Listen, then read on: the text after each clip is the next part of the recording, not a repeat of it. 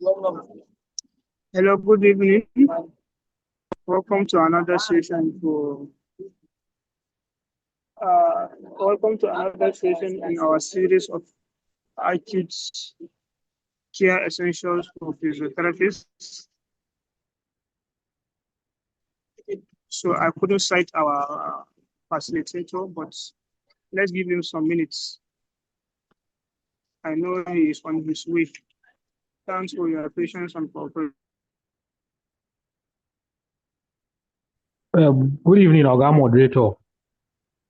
There are many there are many people in the WhatsApp group that are complaining that they are not in the group yet. Please, if there's a way that you can help them get in.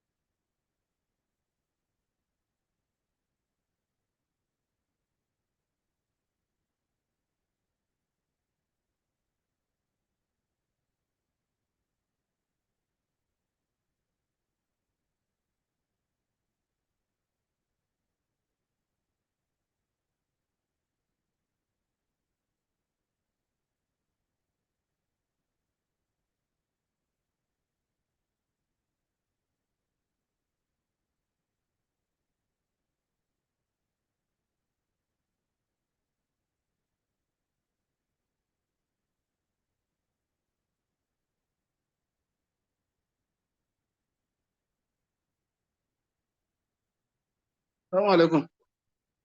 Daga wasu sauti wallahi manta ne bari tura ma yanzu. Wallahi manta ne bari tura ma shi.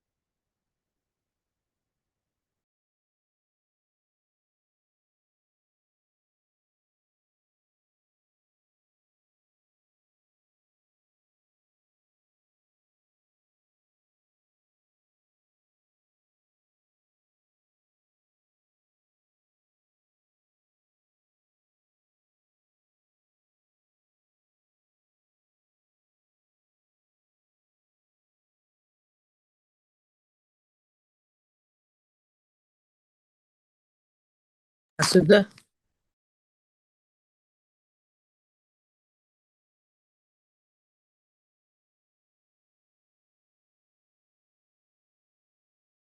Hello, sir. Good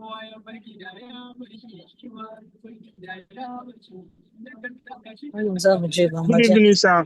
I have already introduced today's lecture, so you can start, sir. The floor is yours. Thank you, sir.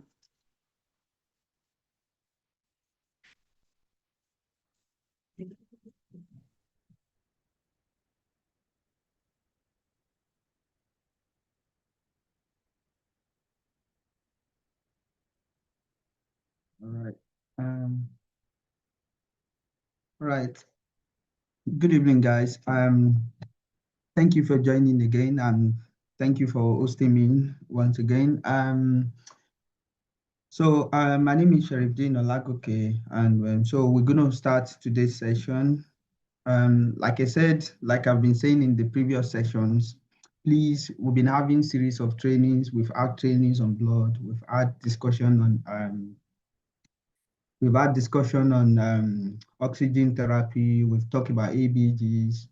These are clinical stuff that we really need to be aware of. Please, we can also go back to those trainings because carryover of knowledge is very important. So we can also go back to those trainings, watch them many times so that we can continue to improve our practice.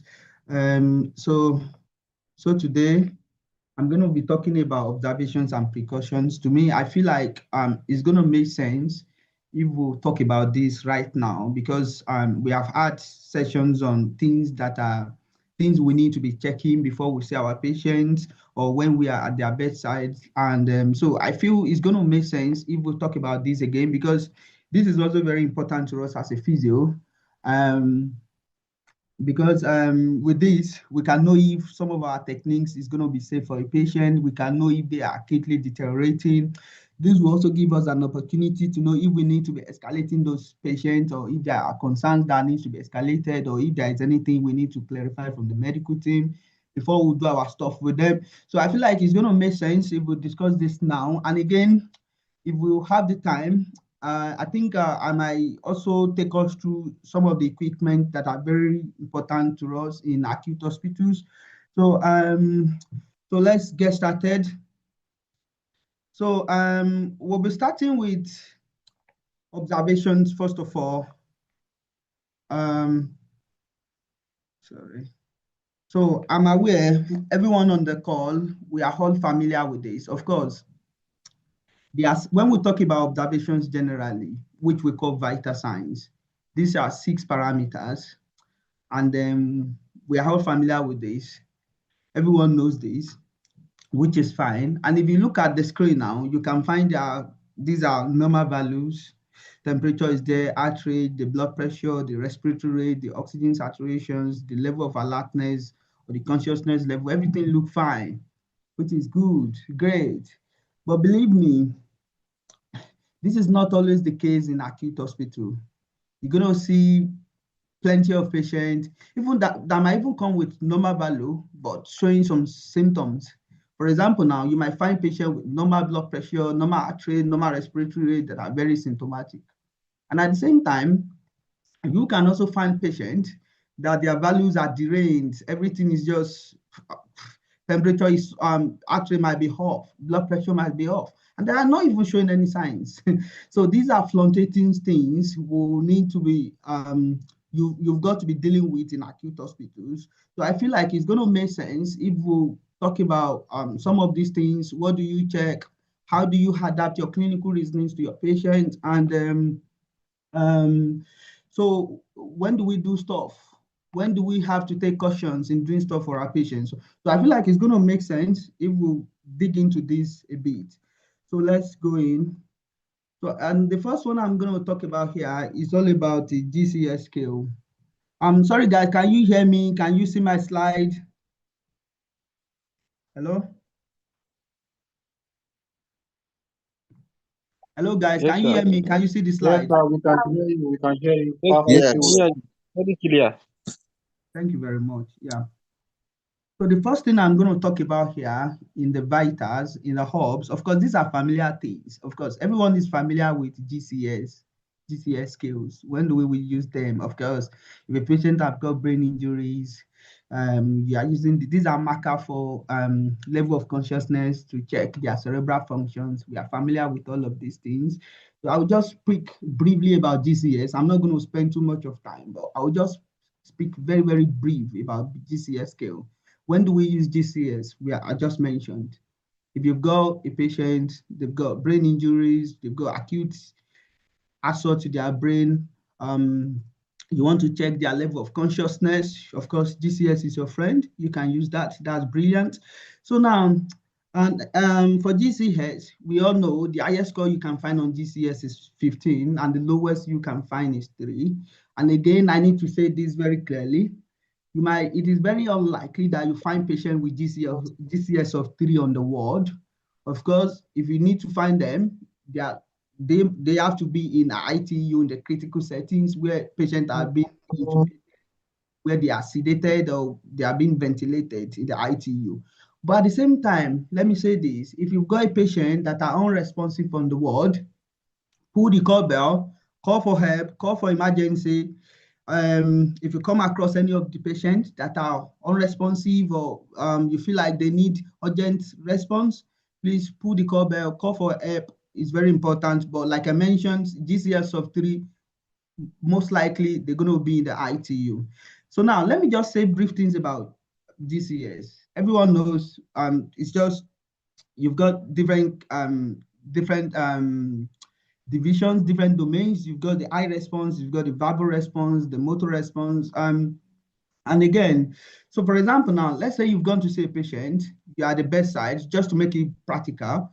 You've got to see a patient, you are approaching their bedside, or you are currently at their bedside, and they open their eyes. Like they just open their eyes. So spontaneously, without you saying anything, or without without even you stimulating them or anything, they just open their eyes, or their eyes is already opened. Of course, what score is that? They score 4. That's fine. How about people when you go see them? Yeah, those are at the moment. So you're at the bedside, they are not opening their eyes, and you just introduce yourself, or you ask them to keep their eyes open or to open their eyes. Automatically they score 3. So in that regard, you need to verbally stimulate them before they open their eyes, right? Which makes sense. However, have we ever talked about, because what I'm here to teach is just to see, like to teach a little bit of deviations. What is that thing that like that might be slightly different, or maybe we need to be doing as well. Now, just imagine, let's say you've gone to see a patient, for instance, now you are at their bedside, and this is a patient with a background. Let's say they are hard of hearings, they are deaf, they are unable to, normally they are unable to hear, even when they are not even in the hospital, like their baseline, they are deaf, they are hard of hearing. And or let's say you've got somebody now, they are normally, let's say an elderly patient, you are on geriatric ward now, for instance, you've got an elderly patient that they normally have hearing aids for them to hear clearly. Now, currently now they are in the hospitals, they are not currently on their hearing aids, and let's say they've got acute brain injury now. You've gone to see them, they are not spontaneously open their eyes, and you are currently at their bedside. So what do you do? Let's start. We've started today's class. So let me get a response first. So what do we do now? How do we score them? Guys, what do you think? How do we score this patient? You've got somebody that is deaf normally, and now you are at their bedside now. They are not opening their eyes. So what score? How do you score them? Now we are talking about GCS. How do you score them? So today teaching is going to be we participate, because these are familiar stuff. So I'm going to be needing us to speak, to share our clinical reasonings as well. So what do you think, guys? How do we score these people? Who is answering this? It's going to be more of conversation today. Yeah, guys, who is answering this? How do we score them? Hello? Hello, Can sir. somebody hear Good me? evening, Dr. Lagote. Yes, sir. Good evening, sir. Good evening, sir. Yes, sir. The the person will be scored 1 in each of the domain. So the person scores 3 out of 15. Okay, but I'm talking like for the eye response now. Like what? Like we've got 4 scores on eye response now. Now, like let's just take it one after the other. Now, let's say I'm just being concerned about the eye response now. So, how am I going to score them? Since there's no response, the person is dead already. So the person will score 1, no response. No, I mean deaf. Not dead. So, like deaf. Like Okay, yeah. okay. I thought you said dead. Oh, sorry. All right. Yeah, deaf. Like a deaf patient now. Like I'm just at their bedside now. Normally, even before they come to the hospital, they barely hear people. Like they need to be on their. They need to be, let's say an elderly patient now. They need to be on their hearing aid, and now they don't have their hearing aid, and they are drowsy now. So what score do I Okay. give? Yeah. One can induce a little pain, little bearable pain, to know whether the person will open his eyes to pain. Then if Okay. he opens his eyes to pain, then you can score that person too. 2. Okay, that's fine. That's fine. That's fine. So now, if my other colleague is coming to see them, like let's say now let's say there's another staff of us now that is now currently with us, and he might be coming maybe later in the evening to come see them as well. And is there anything I can do in the notes that can make my guy, like the other colleague, to be aware that yeah, I've done something to this patient, or I don't know if you are getting what I'm trying to pass. The message All I'm right, trying to sir. pass. I Yeah, have a suggestion, sir. yeah. All right, so I think just like in the okay, let me not go too far. So I think we can if we inflict pain and the patient opens his eyes to in response to that pain, and maybe there was a prior what's it called, knowledge of the fact that the pain is and the patient is deaf. So I don't know if this makes sense, but this is the first time I'm encountering something like this. So is it possible for us to score the patient 2D, the D signifying the fact that the patient is deaf? So because of that disability, we are not able to know if we can go beyond 2 to say, okay, maybe the patient can respond to sounds, to speech. So that's my suggestion, sir. All right, thank you very much. Lovely contribution. Thank you. Like, can I get one more person? Because it's gonna be full of discussion today. Yeah, these are familiar stuff. Yeah, one more person. Hello, Ma. Dr. Labuke, please. Yes, sir. In addition to what I said earlier, in our documentation, we can write that the patient is hearing impaired, so that subsequent colleagues that come to see the patient will know that the patient has hearing impairment, and they will not rely on voice to induce anything to him, to stimulate him. So they will not rely on voice. They will know that the person is hearing impaired. Thank you very much. Thank you very much. Hello, sir. Yeah, Hello, sir. hello, sir. Yes, sir. Yes, sir. I'm sure Mohammed Aminu. Sir, I Yes, sir. think this issue of like for the barber, let's assume a patient have a tracheostomy tube. I think what a patient that have a tracheostomy tube inserted into him, I think we don't grade him with any value here. Rather, we put the T number. So I think even for those patients with, can we go to that? Maybe the patient that have that earpiece, something that increase their sound, or notify them with their sound. Do they have any value, or we are going to indicate that hearing aid that he had, irrespective of this value that that already listed out? That's Okay. my. So what score will you be giving to this deaf man now that is on the bed now? Normally he doesn't hear anything. So what value will Like, you be giving? I go to the earlier answer that the last speaker have put. Maybe we look a pain that will maybe the threshold of the pain should be increased based on the patient response on that. Then you can know whether he has assumed, whether he can he can take the value of 4, 3, 2, 1, or what have you.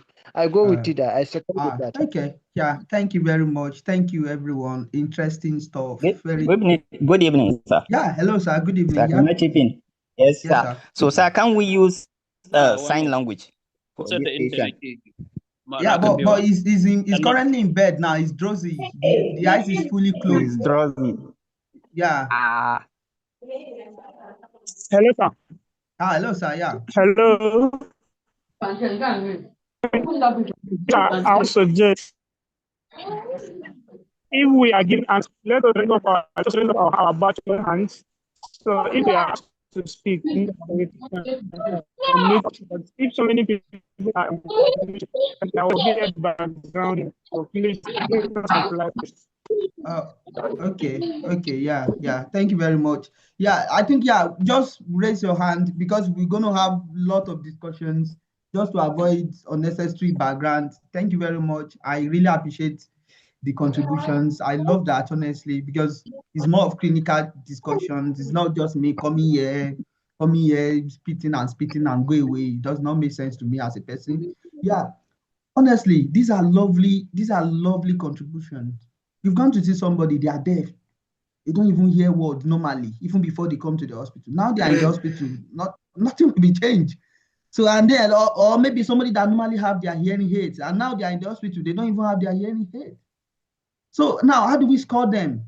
Yeah, so just like we've all said, so of course, by speech now, in the first place, maybe what we need to be asking ourselves is, or what we need to tell ourselves at this point is, prior to see any patient in acute hospital, I'm going to be very slow in saying this, prior to seeing any patient in the acute hospitals, we need to get their full social histories. We need to understand their background.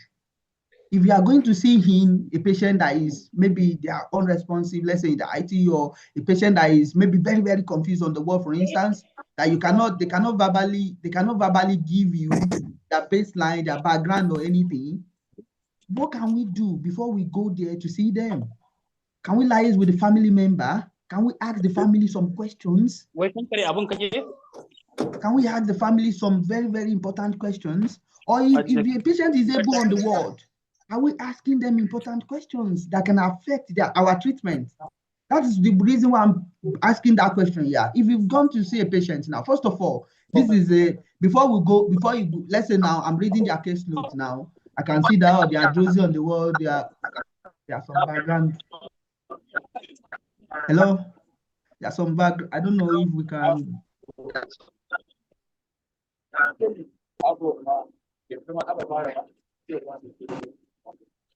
Hello, sir. Can we mute those guys, please? Let's remind people.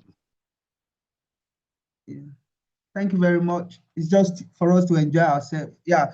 So, like I was saying, getting patient background is very, very important.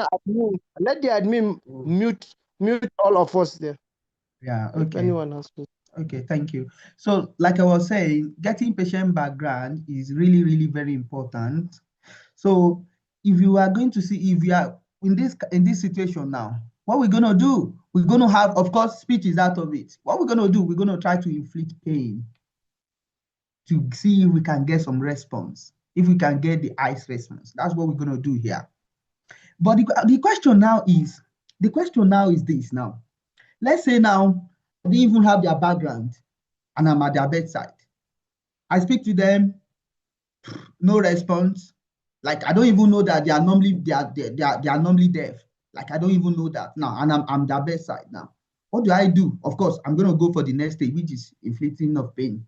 Now, after inflicting of pain, of course, I'm gonna run my documentation. I'm gonna do my stuff and say, like, let's say now after my assessment, now I go back and do my note. I say, yeah, on high response, their score for high response is 2.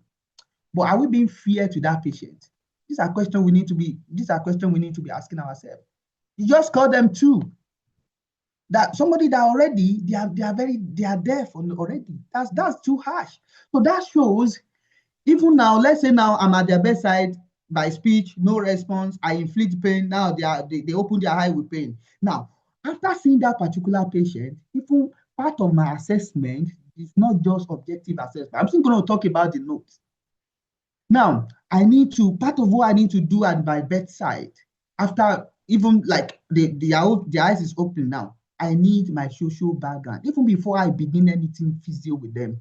If they are able, if they are fine on other scales, their verbal response, motor response, they are fine with other things, they can communicate with you verbally. I need to find a way to adapt to their current situations. Oh, deafness, what can I do? Can I go through writings? Because I need their background.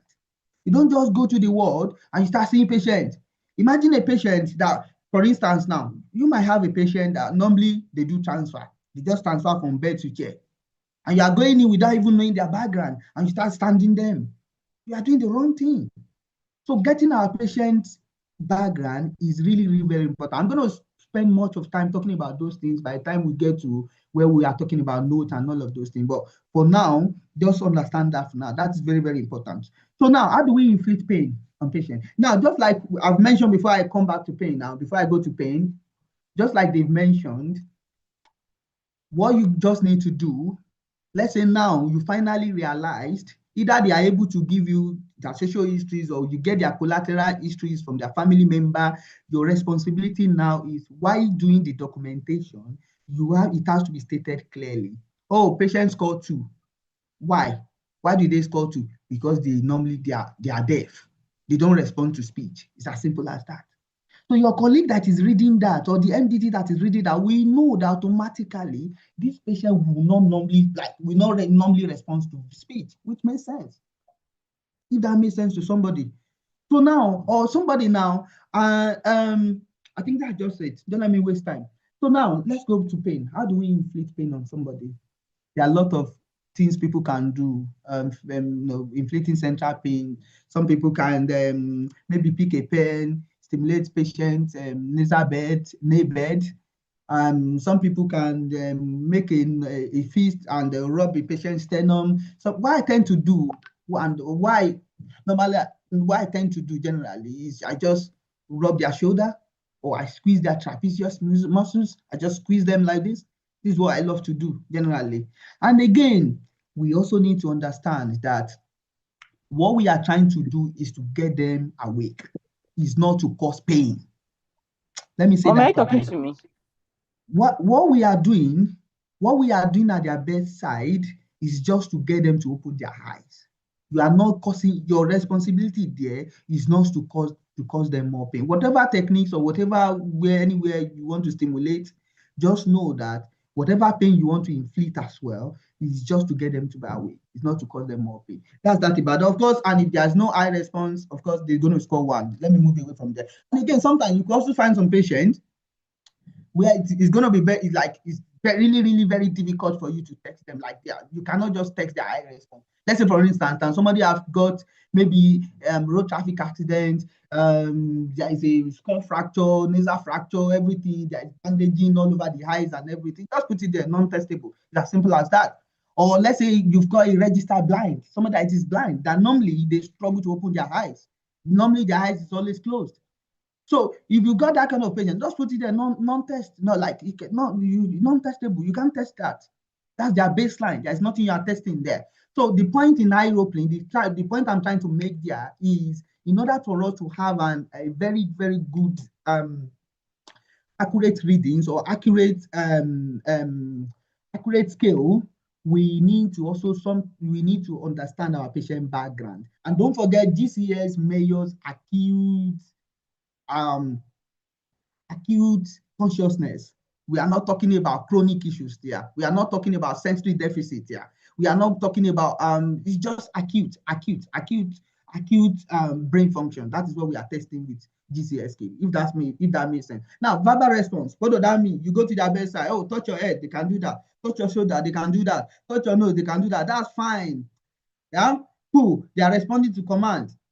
Orientations. How do we do orientations at the bedside? I think one thing here that is very important in acute hospitals that we really need to be doing, and we need our OTs to be doing that. They need a lot of work. Our OTs need a lot of trainings to be able to be doing those things on the ward. Delirium, screening for delirium is really, really very important for us, because a lot of things can make a patient to be really, really confused on the ward.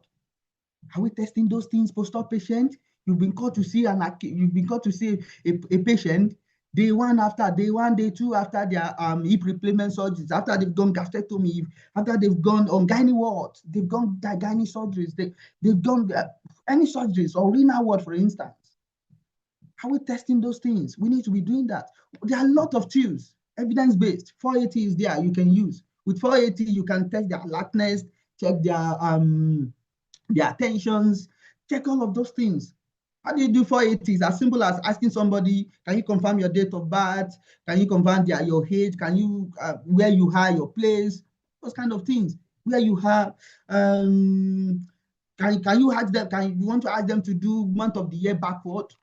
I know that might be difficult again for some of our patients because of their level of education sometimes. So you can do that. If you don't want to do 480, you can do 4MT. Just ask somebody for orientation question like day, month, city, year. Ask them where they are. You can do that. Sometimes you can find this thing on medical note as well. You can find people like asking people for, there is something they call PAD, like PADY, something like that, like place, age, day, year, something like that. Are we asking our patient that have been admitted, somebody you are seeing for the first time? Are you asking them that questions? A lot of things can make patients to be really, really delirious on the ward. It could be pain, it could be infection, it could be nutrition, it could be medications, it could be blood parameters. We have had trainings on blood. It could be dehydrations. A lot of things can really make people to be delirious. And again, there are two forms of delirium. I'm not moving away from the content of today. You can have somebody let me say this. When we say somebody is delirious, like confused, it does not mean somebody have to be very aggressive. It does not mean somebody needs to be hallucinating, like saying things that are not real or saying seeing things that are not real. It's not always like that. Even though it's one of the delirium, somebody can be, that's hyperactive delirium, somebody trying to jump out of the bed, somebody trying to run away on the ward, somebody trying to somebody hallucinating, screaming, shouting on the ward. Yeah, you can find some patient in that category. That's hyperactive delirium. But let me tell you this, most of the patients, in fact, the most populations of delirious patients that you're going to see in practice, they are all hypoactive delirium. Hypoactive, these are people that are very calm. They are very, in fact, some people will be smiling. Some people will be smiling to you. But there are some people that will be pleasantly confused. That is the language. They are confused, but they are very, very pleasant with you. But how will you know as a clinician that these people are confused? You need some of those skills. You need those assessment tools to be able to know that they are confused on the ward. So the point here again is, either you are screening using GCS or you are not using GCS. If you are going in to see a patient on acute ward, you need to be screening their cognitions. And if they are confused, why are they confused? Could it be pain? Could it be nutrition? If it is pain, what do you want to do? Are you speaking with the medical team? Are they getting appropriate pain medications? If it's medications, are you speaking with them? It could be blood, it could be anything. What are your OT colleagues? What are they doing? Are they coming to progress their cognitions? Are they doing their job? Yeah, that is the English. Are they doing their job as well? Do they even know that some of these things, they need to be doing them as well? So that being said, so now if your patient is fine, let's say I've gone to see my patient on the ward. Yeah, I've done the high response. I've done the high response part now. I'm on the verbal response part now. Oh, I asked them, can you do this? And can you do? I just do, let's say, 4MT now. I asked them about day, month, city, year, and they failed that. And I be like, what's going on? What's going on here? They are disoriented. What's going on? Now, of course, automatically that gives them score of 4. They are confused. That's just, they are confused. Now, another question to you guys. Suppose I've got a dementia patient now. Dementia. We all know what dementia is. Dementia patient. What am I going to do? Am I going to score them? How am I going to score them here? What am I going to do? Because these are just clinical reasoning, something you will see in real life, in real practice. I'm not here to just say, oh, let's get 4, 1, 2. How do you sum me 2/5? That's not my business. My business is, let's open our eye. How do we really do these things? How do we adapt them to our patients? Now, imagine now you've gone to the ward. In the medical note, you find out, oh, this patient has dementia. So what score will you be giving them? Or what do you think? Like, what are you going to do now under verbal response? Physios. Please just raise your hand.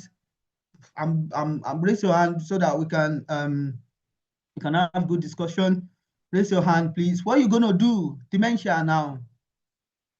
Yeah, what are you gonna do? We all know what dementia means, right? Guys, what would you gonna do?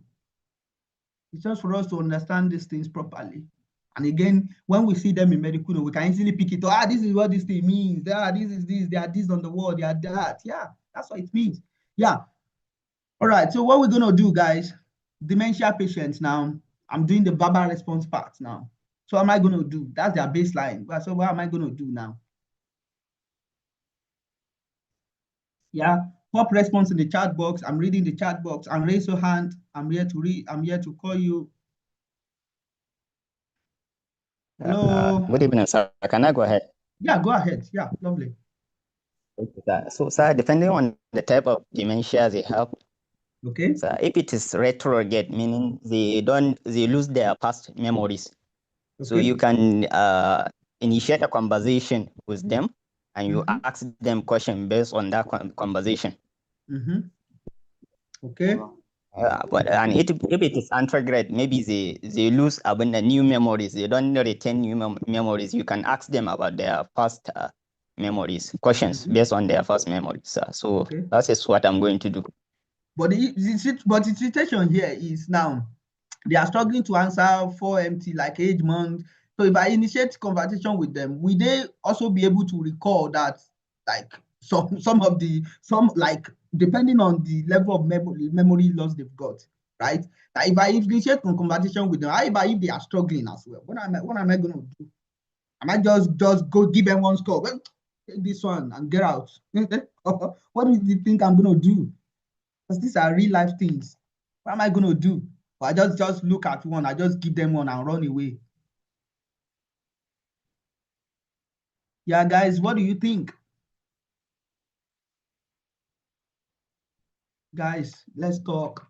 We've got a lot to talk, and I really want to discuss equipment today.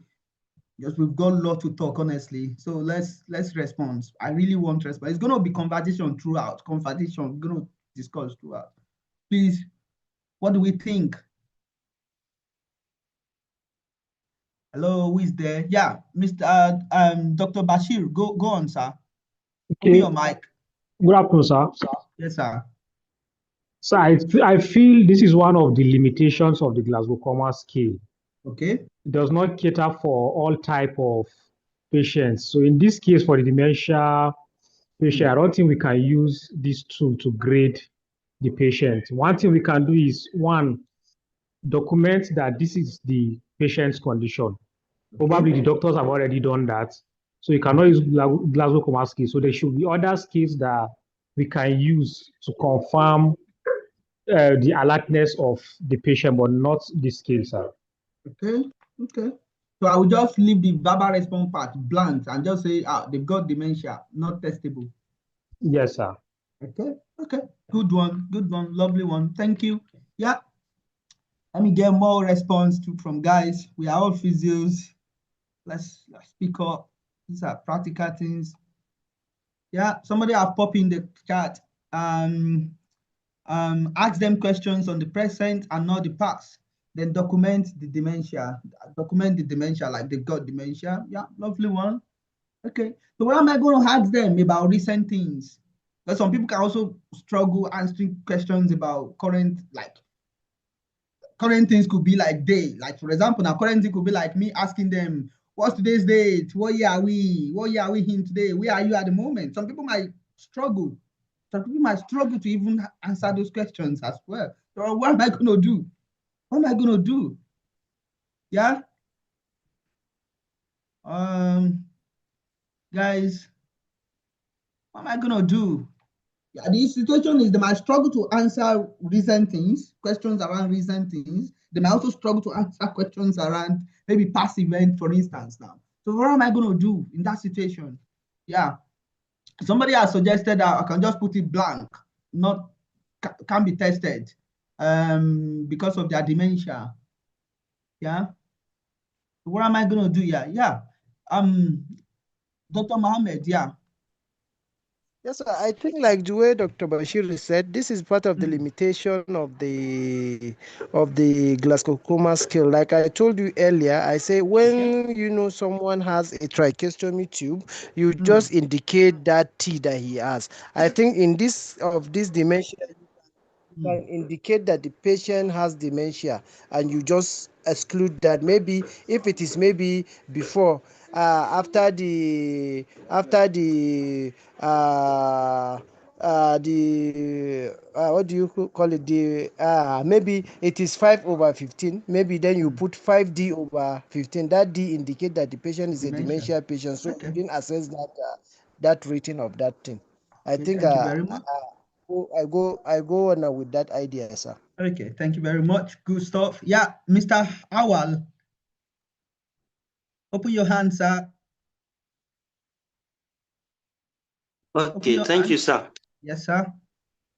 Okay, in my opinion, actually, it's also a chance for a therapist to change another modality to assess his consciousness level. But using this glaucoma, since you are now testing for his verbal rest, then when you ask him some question, he may attempt to make some statement, which may be confused statement or inappropriate words that he can make. Then from there, you can at least give him 2 as a mark.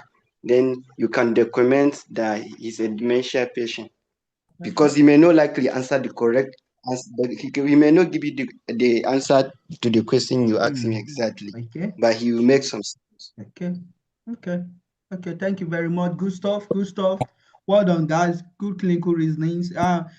One thing I'm going to say here, first of all, as a physio, the fact that somebody have documented, in the medical note now, the fact that they have documented that somebody have got dementia does not mean, they are normally very confused. They don't even know what they are doing. They are normally very disoriented. They struggle with memory. Their attention is not great. What do you call? They've got issue with language, perceptions, all of those things, those cognitive stuff. Yeah, it could be, and it may not be as well. I think that's one thing. The first thing I'm going to say here.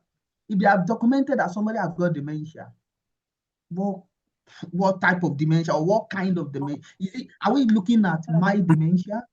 Is it moderate? Is it advanced or very severe dementia? We need to clarify that. That's the first thing here. Because all of these things, because, for example, now, if I just assume in my head, they've got dementia, so they'll be very, very confused. Their memory will not be good. It's going to affect me in doing my physio stuff with them. That's one thing. So we need to be very careful. The fact that somebody have documented you've got dementia does not mean, their memory is not very great. No. We don't know what kind of dementia. Is it mild? Is it moderate? Is it very advanced or severe dementia? Now, what is your business here as a physio? Now, let's say, imagine I'm at their bedside. I noticed that this man is just confused. This lady is just making sounds, inappropriate sound, like pam, pam, but inappropriate sound, incomprehensible sound that does not make sense. Yeah, I'm gonna, in my head, I might give them and just like, in my head, I might be like, okay, maybe 3, maybe confused, okay, 4. But what is the next thing I've got to do with them as a physio? I need to clarify their baseline, check their baseline. I cannot overemphasize that. Checking their baseline. Where do you check their baseline? You want to speak with their family member. Speak with their family member. Ask them, how is this man prior to coming to the hospital? Are they normally very confused? There are some dementia patients, they might not be able to engage in depth discussion with you, like having conversation, for example, let's say on politics, on football, on anything. They might not be able to have that depth discussion with you, but some people are still oriented. Some people can still tell you, yeah, this is me, this is my age. Some people can still tell you some certain things. Yeah, if that is that man that you've got, in that regard, like they are normally oriented, now they are in acute hospital now, they are now confused, they are disoriented. What does that mean? So that is something on top of their dementia, clinical reasons. Normally, they've got dementia, but they are still oriented, they are still able to do some activities, they still do their stuff. But now in acute hospital here, because your job in acute hospitals is you are treating acute illness. And again, this here is not for something, it's not for chronic testing. This is not a chronic test. It's an acute test. And again, so what do you want to do? You want to speak with your family member. And speaking with your family member, we also let you know if that patient has got something on top of their dementia. Something like what? They might be currently having delirium on top of their dementia. So if they've got dementia now, if they've got delirium on top of their dementia, in fact, in medical environment, they will say dementia that is superimposed on delirium. Delirium superimposed on dementia, rather. Like delirium on top dementia. That could be the case of that man. How about now you speak to the family man, they feel, oh, the memory is not good. It's always like that. In that regard, I can give them 4. Like he's normally very confused. I can say, yeah, confused. No, it's not new. Sorry. I can say that is their baseline. Or confusion is their baseline. That's fine. I'm not worried.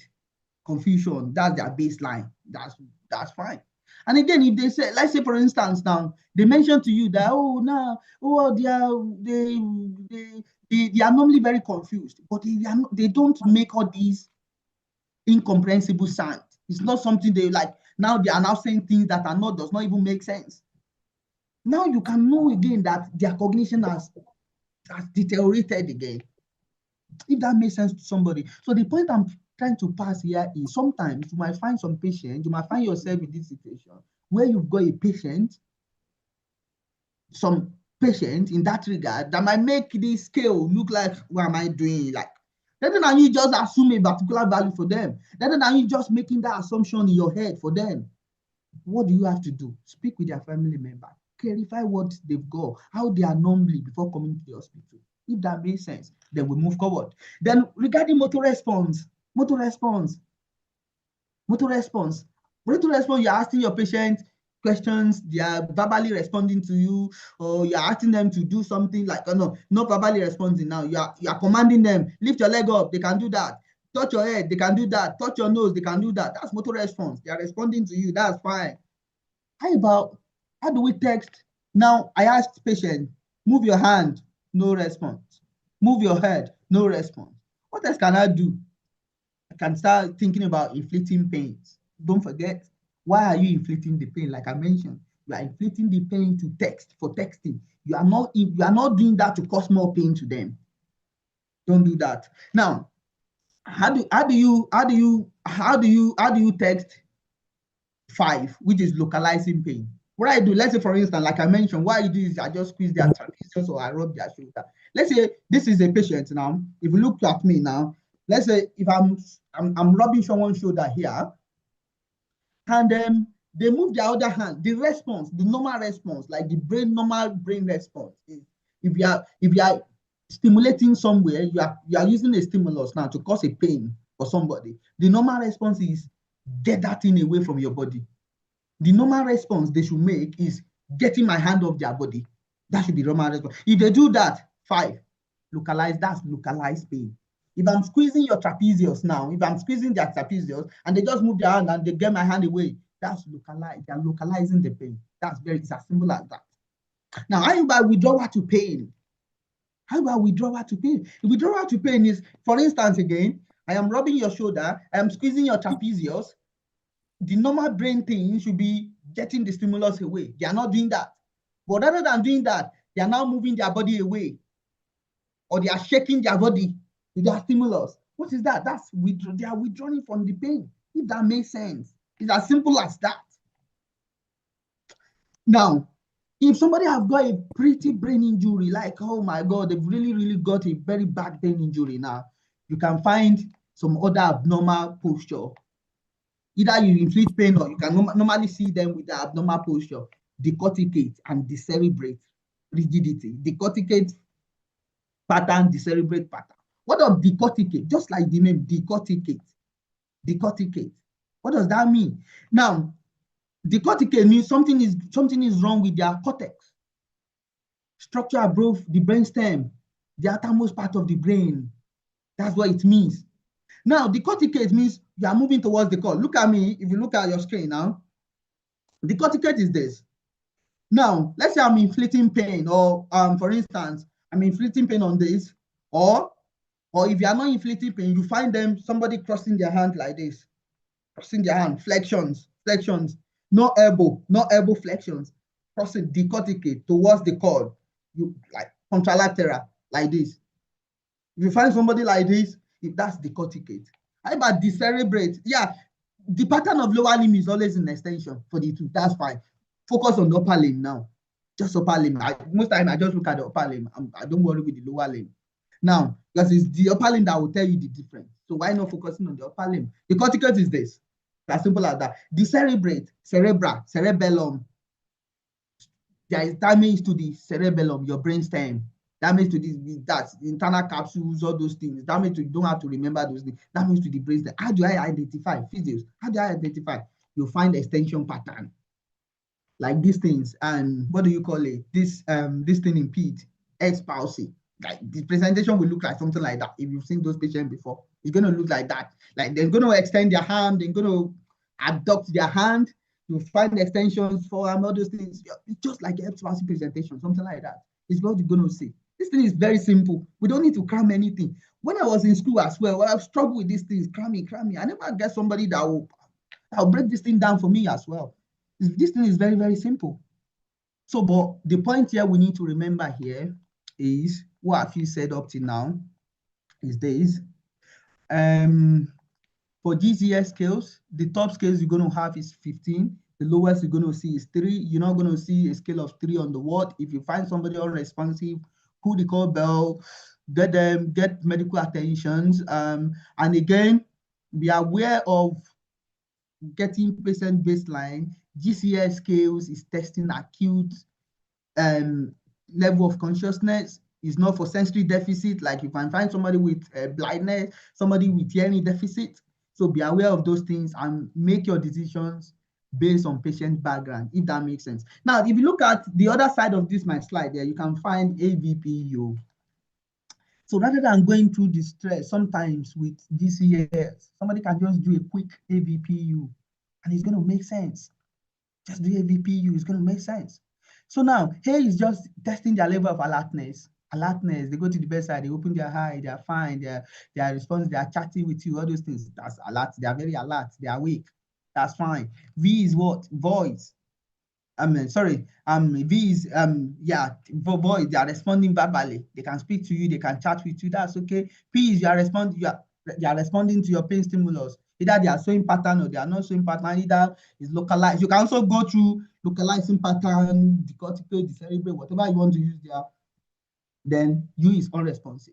And again, I also need to mention this, that you can also use this AVPU to also mark like some regions on the GCS scale. For instance, now, if somebody is fully awake, of course, is on GCS scale, equivalent to GCS scale is going to be like 50, if that makes sense. If somebody is responding to voice, the equivalent to that now is going to be like 12 on GCS scale. If somebody is responding to pain, the equivalent might likely be like around 8 on GCS scale. Then if somebody is unresponsive now, they are likely to be 3, like anything less than 8. They are likely to be something less than 8, if that makes sense. Sometimes I can just go to the bedside and look at my patient, awake, these things. Yeah, they are likely to be scoring 15/15. Cool. Void, they are speaking to me, they are doing this, like I need to be speaking to them before they get alert, they are likely to be scoring 12 if you do the complete GCS scale. If I'm using pain now to get them awake now, they might likely be around 8 kind of things. And if they are unresponsive, they are not even responsive, they are not opening their eye, they are not responding to anything, yeah, you need to be escalated. They need to be out of that. If they are ward, they might likely need to be out of the ward, or just escalate to medical team, if that makes sense. Let's move forward. That's spent enough time here. Yeah. Next slide. So, of course, again, we are familiar with this. If somebody have 13 to 15, that's mild injury, 9 to 12, moderate injury, and anything less than 8 is severe injury. So, at severe injury, they might be needing they might be needing to be their treatment plan might be needing to be escalated. So that's that. So the other one here is the blood pressure. Of course, normal blood pressure that we all know is, oh yeah, 120/80, yeah, something like that. But generally speaking, Like I mentioned when I started this training, it is very unlikely that you might find patients that might not even, that their blood pressure can even be off.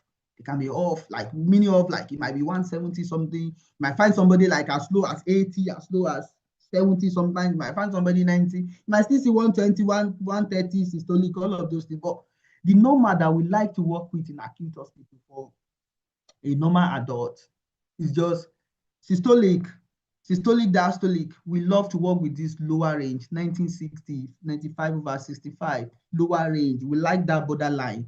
And above that, anything above 140 systolic, 85 diastolic, or 135, sometimes depending on your patient, 135/85, anything above that, you want to take caution. But again, clinical reasoning here again is some of these things need to be put in the context of your patient.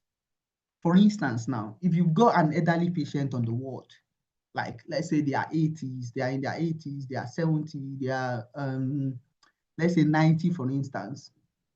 If you've got those elderly patients on the ward, you might likely not find their blood pressure normal range. Like, I mean, before they even come to the hospital now, their normal range might be 170 something, 180 something. So if I find somebody like that in the hospital, so am I going to assume in my head that, oh, their blood pressure is too high, they're going to have stroke if I move them, they're going to have brain bleeds, their blood pressure in the eyes is going to rupture if I move them? It doesn't work that way. Of course, clinical reasoning, somebody can easily reason that, oh yeah, elderly patient, ideally, the elasticity of the blood vessels, the compliance of the arteries, all those things might have reduced for you to have that kind of age. Yeah, sometimes you might have, so what I'm trying to pass across here is sometimes in elderly populations, you might actually not find the blood pressure around this range. So if you need to do stuff with them, if you are having concern, why not speaking to the medical team? Rather than you just ask me, oh, your blood pressure is this, I'm not going to see you. Why not speaking? Why not, have you asked the family member? Have you asked them what's their normal blood range? Because, like I mentioned initially, I'm going to repeat again, because most of the patients you're going to be working with, it's going to be, you've got to be working with fluctuating parameters that are slightly above or below, and you need to be making timely decisions for your patient. That being said, so now I want to go see a patient now. I'm checking their blood pressure, like I'm checking. Nurses normally, they run blood pressure, they do vital signs and these things. What is my responsibility? Checking the trend in the blood, the one they did today, the one they've done, the one they've done today, the one they did yesterday, day before yesterday, checking their trend, or those ones they've done today. Have you checked their trend? Check the trend before you go to see them. Check them. You need to be checking nursing notes. Check the trend in the blood pressure. And when you get the patient bedside, if need be, yeah, check their blood pressure. Correlate that value with the readings you've seen before. If the family members are at their bedside, or if the family is on or the patient is able, they are speaking, they are fine. You can ask them, what's their normal blood pressure? These are things you will be using together to make your clinical decision. If that makes sense. Now, again, like I mentioned, in acute hospitals, if patient blood pressure is less than 95, 65, 90, 60, I might choose not to see them. You might decide not to see them. People will not normally question you. Yeah, why are you here? Your clinical reasoning can easily be defended. Oh, this very low for me. Yeah, but sometimes that does not see me. If that is low and you find someone that is asymptomatic, I'm going to talk about that. But for now, if 90/60, oh, that's low. What are the reasons you might find, like commonly on the ward? What reasons can you find patients like with low blood pressure of less than 90/60? Number one, let's talk about dehydration. How is dehydration? Imagine surgical ward, post-op patients. They've got hip replacement surgeries. They've done neck and tracheostomy. They've got these are big surgeries. They've done gastrectomy, esophageal gastrectomy. They've done trachees. They've got laryngectomy. They've got knee replacement, hip replacement. These are big surgeries. These are surgeries that might last for 4 hours, 6 hours, 5 hours, depending on patient, depending on their background and complications. So what does that mean? So it means, why having those surgeries? likely that those patients will be sedated. These are big surgeries. They might be sedated, meaning that they will not be drinking, they will not be drinking, they will not be eating during that particular time. So if you are going to see them day 1, day 2 post-op, of course, you should be seeing them as a physio day 1 after their surgery. If you are seeing them, ideally, you are seeing them day 1 after their surgery now. You might be finding some patients with this low blood pressure. You can correlate, it could be that, the anesthetic agents they've had. That again is another factor that can make the blood pressure to be low. The anesthetic agents they've had, the epidurals and stuff they've given to them can make their blood pressure to be dropping.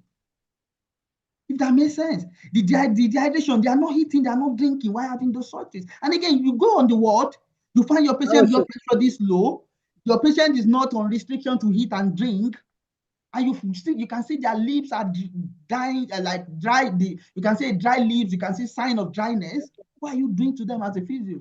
It's not just nursing staff. It's not just medical team. You can also support your patient with fluid. Ask them to drink plenty water because this is also going to impact their blood pressure. If that makes sense, you're going to find a lot of patients that are dehydrated, or a poorly lady on the bed. They are not eating. They are not drinking because of their infection that is trying to kill them. You find those patients, you can find their blood pressure this low as well. Medications, how about medications? You've got somebody that is frail, they've got a lot of comorbidities. Got some medication that are given to patients because of their illness by the medical team. There are some medications that also interact that can drop the blood pressure as well. Right? I give you a good example. It's like somebody have got.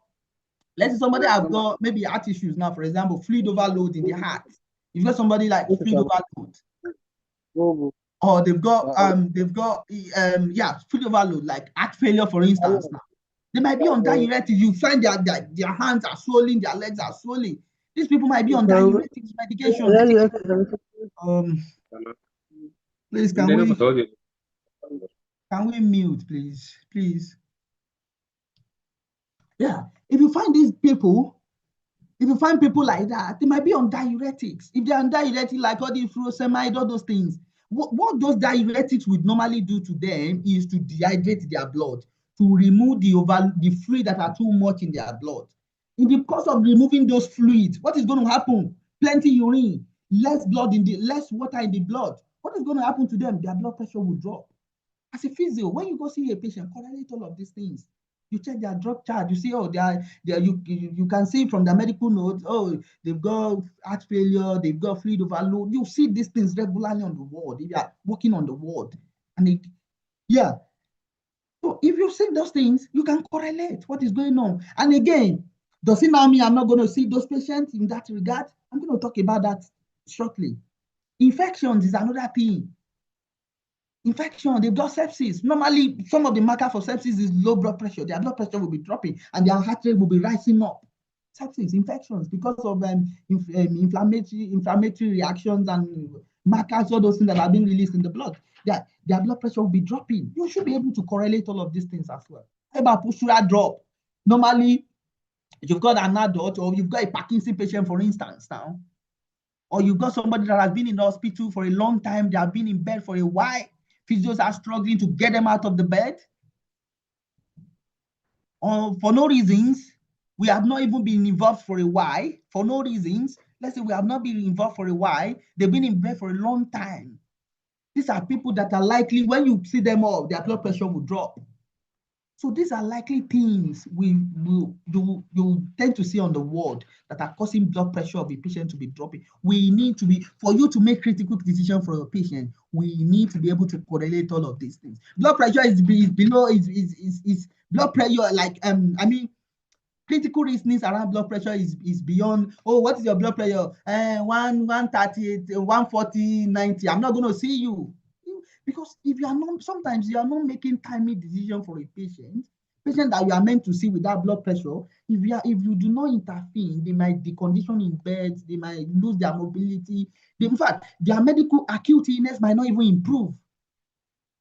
That is why I'm spending some time trying to give us some background about some of these things. So please, we should be able to relate. Sometimes when you check somebody's blood pressure, think about it. Why is their blood pressure dropping? Is it because of their illness? You check their blood, the CRP is high. We know what those things means. The CRP is high. Is it because of their infection they've got? What is going on? Their medications, is it because you check their drug chart? Are they on diuretic? Even if you don't know plenty, I will still talk about medication later. But for now, diuretic, furosemide, heart failure patient, fluid overload. You go see somebody on the ward, fluids everywhere in their hand, their this thing everywhere, swelling, pitching edemas. You will normally find these people on diuretics.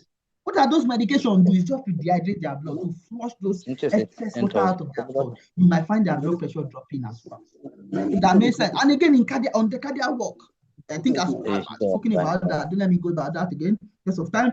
And again, for high blood pressure, you might find somebody greater than 140/90. You might find adults. You might find somebody with cardiovascular issues. All those things, you can find them in this range as well. Now, like I mentioned, now let me come back to the. Let me move forward because of time. Now, as a physio now, when do I get worried for a patient blood pressure? When do I really get worried for a patient blood pressure? I have mentioned some. Let me repeat them here. Blood pressure less than 90/60 or 95/65, that border range. I want to be really, really careful with them. And I also want to correlate. I want to ask them. I want to get feedback from them. I want to access their symptoms with that range.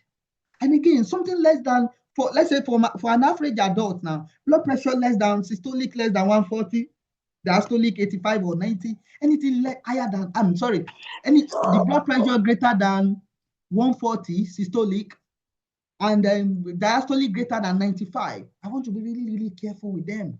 I want to be careful with those adults as well. Again, that does not still mean, like I mentioned again, remember, if you've got an elderly, really, really elderly patient, you can find their, in fact, sometimes what I tend to do is, in that regard, I tend to ask them, what is their, that is why whatever we are doing for our patient, we need to carry our patient along. We need to educate them. If I'm seeing, let's say I'm working in Kano State now, for instance, I am seeing my patient. I should be able to get them to understand what I'm doing for them. Because tomorrow now, they might leave Kano and come to Lagos State and be seeing another physios. They can easily tell them, this is what Dr. Abdullah have been doing for me in Kano. This is what he's been working for me over years. So whatever we need to be doing for our patients, medical education or medical treatment has gone beyond, it's just physicians that needs to know things. Patients don't need to be updated. They don't need to be carried along. It's an old practice. It's really, really old. It's archaic. Those practices need to be stopped. So whatever we are doing for our patient, we need to fully educate our patient. In Westward, when you go see patients at the bedside, and you ask them, what is normally your bedside? Most of them, like I'm saying 95% of them, they were able to tell you about their drug, their medication, their conditions. Oh my God. You've read those things in their medical notes, and when you come to their bedside and when you have those conversations with them, that does not mean back home, our people, that does not mean we don't have that retentive memory as well. That's not the case. It's because the clinicians, our clinicians are not, we just feel like, imagine it's a common practice in our country. When the family member comes to the ward, you find us shouting, trying to get the family member out of the ward. These are bad practices. These are bad, very, very bad practices. We need to be updating our patients. We need to be updating the family members. We need to get them to know whatever we are doing and the rationale for whatever we are doing to them. Because even for plenty reasons, which one I mentioned now, for many reasons, tomorrow, if they are in Benue State, they might migrate to Imo State and they meet another set of practitioners. They can easily tell them, this is what I've been doing. This is what they've been doing for me. Some of the reasons like that. So again, what I tend to do when I find elderly ward on the wall, what I do for them is I just ask them, what's your blood pressure normally? Some of them 181 something, or some of them that might not even know. I might assume in my head, I might just have a quick conversation with the medical team. This is another patient. I've got this man is 80, and the blood pressure is the range from the nursing is around 180, 170. Yeah. What do you think? Oh, they will be like, yeah. I know, even for me to come to have that conversation in the first place, in my head, I have my clinical decision with me, but I am just asking you again. Sometimes I can even ask some of them, like, oh, are you happy to document for me? You are putting some legal, like you are just getting some legal backup as well. If that makes sense. But anything for elderly patient, anything greater than 200, anything close to like 199, 198, 200, I don't want to go close.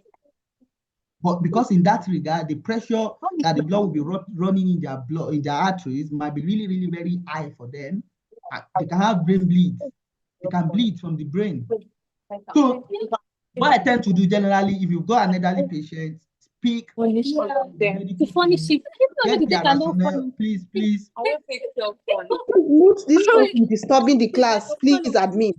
Empty. Admin, please, can we the conversation? No, we're talking about this flower. Time is running. Onwuka Joyce, please mute your mic. Even better, like.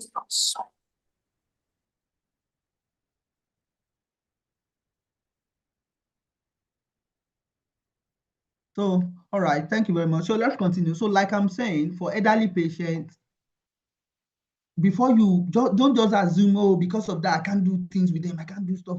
So speak with the medical team, speak with them, what is their normal, because you are just treating acute illness in the hospital. That is what you are treating, physios, acute illness. And that is what the medical team are also treating. Yeah, it's good to have their background, to know how their background can interact with the acute illness, but at the same time, your goal is to treat the acute illness, not to be fixing on their chronic illness.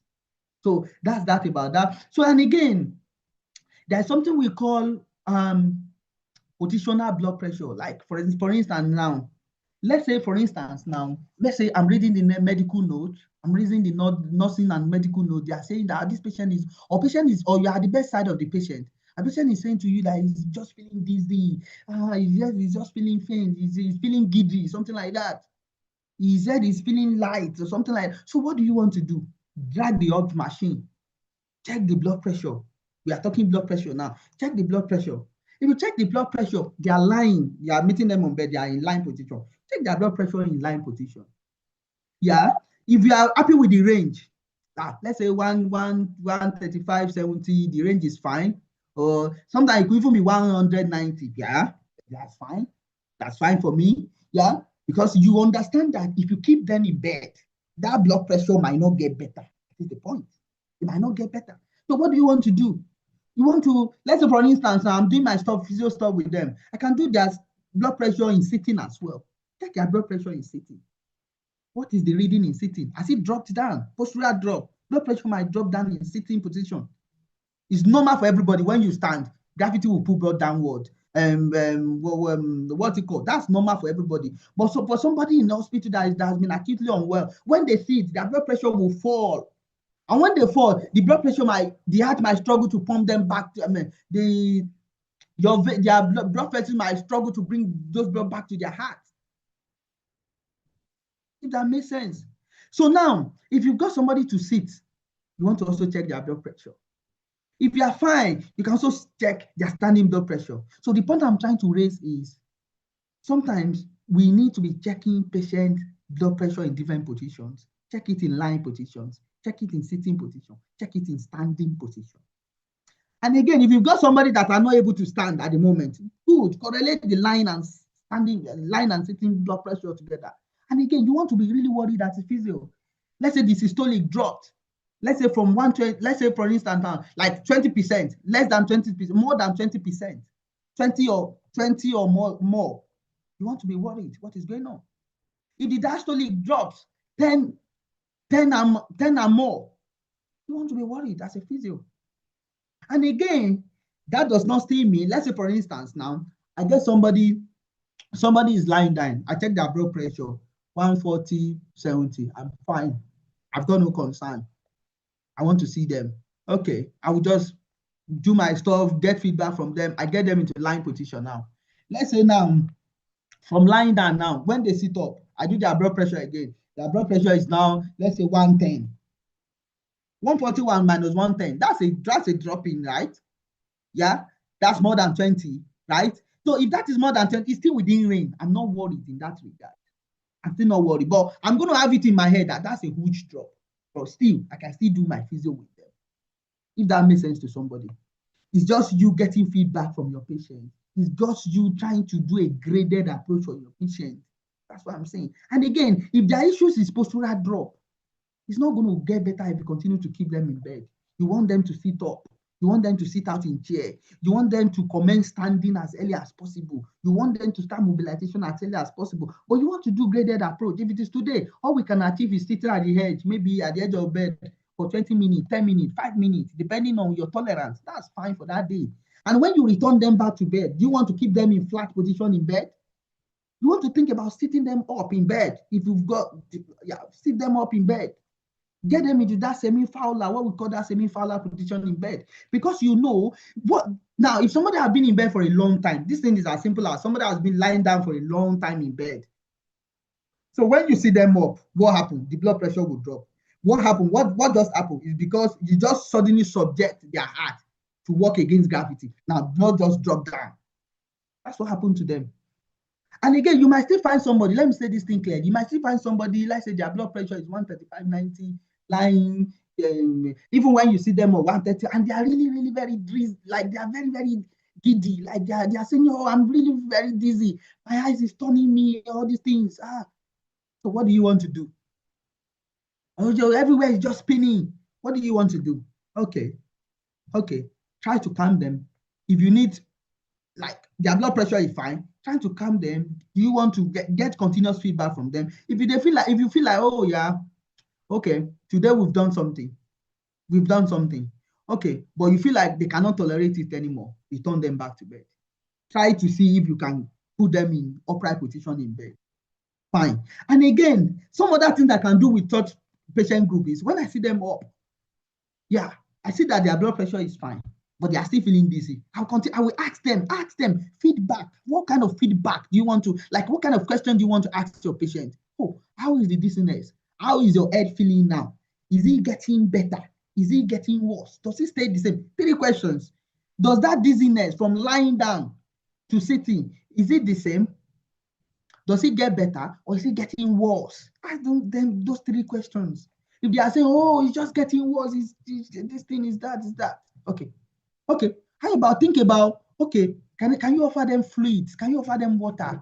Can you ask them to drink water? Can you do some distractions? All those kind of things, just to distract them. It's that time you want to start some conversation. Oh, how's your wife? When is your wife coming? Oh, I like that your baby. Start those conversations to distract them. Okay, if they are still not tolerating, they are still fixing on that sensations. What do you want to do? Return them back to bed. Then try to see what you can do with them in bed. Can you, like, and again, speak to the nursing staff. Speak to the nursing staff to, like, they do regular turning and stuff with patients in bed. Speak with them to, it could be maybe the family member that are doing that, like under the guidance of the nursing staff in Nigerian setting. So now, what do you want to do? Speak with the family, the nursing staff. How to keep the patient upright in bed. That communication is very important because that is your job. Getting that poorly man out of that bed is your job here. If that makes sense. And again, like I mentioned, there are a lot of stuff. Let's say now I start somebody up in bed, they are feeling dizzy, their blood pressure drop. Let's say from systolic 120, their blood pressure just dropped to let's say 95, 60. What else can I do with them to get their blood pressure back to normal? And again, while they are sitting down, the first case that I mentioned, while they are sitting edge of bed now, they are saying they are feeling dizzy, they are doing this, you are doing your distraction, you are giving them fluids, you are talking. You can also recheck their blood pressure again. Check their blood pressure again to see how they are on that, if it has dropped. Because it might be, now, I also need to say this. I was talking about lying and standing blood pressure. When you get somebody from lying to sitting, don't just do the blood pressure immediately. You might give them like 3 minutes. Do it after 5 minutes. Because normally for everybody, when we stand, the blood pressure will drop normally. But maybe after 3 to 5 minutes, it might come back to normal. In their own case, the same thing. They are human beings like us. Give them some minutes. You don't expect somebody just, you get them from lying to sitting down, from sitting position. When you get them into that position, you don't want to start do that, their blood pressure immediately. You want it to give them some few minutes. then do their blood pressure. If they are able, you are getting them to standing. When you get them to standing, do it after 3-5 minutes as well. Check the reading, get feedback from them. Ask them that question. Is it the same? Is it getting worse? Is it getting better? Those questions are very important. Get feedback. There are a lot of things you can still do with them for their blood pressure. I'm coming back to that. Let's just move forward because of time. So what I just want you guys to realize here is just about if the systolic blood pressure, if the fall is 20 or more, you want to be worried as a physio. If the diastolic is 10 or more, you want to be also worried as a physio. But if it's still within range, you just have it in your head that, oh, this is a huge drop, but it's still within range. But that's if they are fine, the feedback you are getting from them is fine, that's okay. Crack on with your stuff. Crack on with your stuff. But if it is out of range, you want to be really, really worried, get them back in bed. If that makes sense. All right, let's move forward. Hello, guys. Am I making sense? Are we still there? Hello? Yes, sir. Yes, sir. Yeah, we do. Right, thank you very much. Oh, aside, what's going on here? Oh, yeah. Sorry, I just have to come back. It's not showing. Yeah. So yeah, let's talk about postural hypotensions. This is just like a repetition of what I just explained. Postural drop. What does it mean? Systolic, so more than 20. Diastolic, more than 10. That's just in. And if you need to do their blood pressure, do it in scope of 3 to 5 minutes, 2 to 5 minutes before you do it. That's what postural drop. I'm not going to. Yeah, you will find people. What are the categories of people you might find? You might find elderly patient. You might find somebody that has been lying down in bed for a longer period of time. You might, if you are in medical ward, you're going to see a lot of adult geriatric wards with postural drop, with acute illness. When you sit or stand there, their blood pressure will just be dropping and dropping. What are you doing as a physio? And that does not mean blood pressure drop, because blood pressure is not in 120, 90. And I say, I'm not seeing them. And what are you doing? What are you doing? Because it's not, see, their dizziness, their blood pressure drop is not going to get better if they continue to be in bed.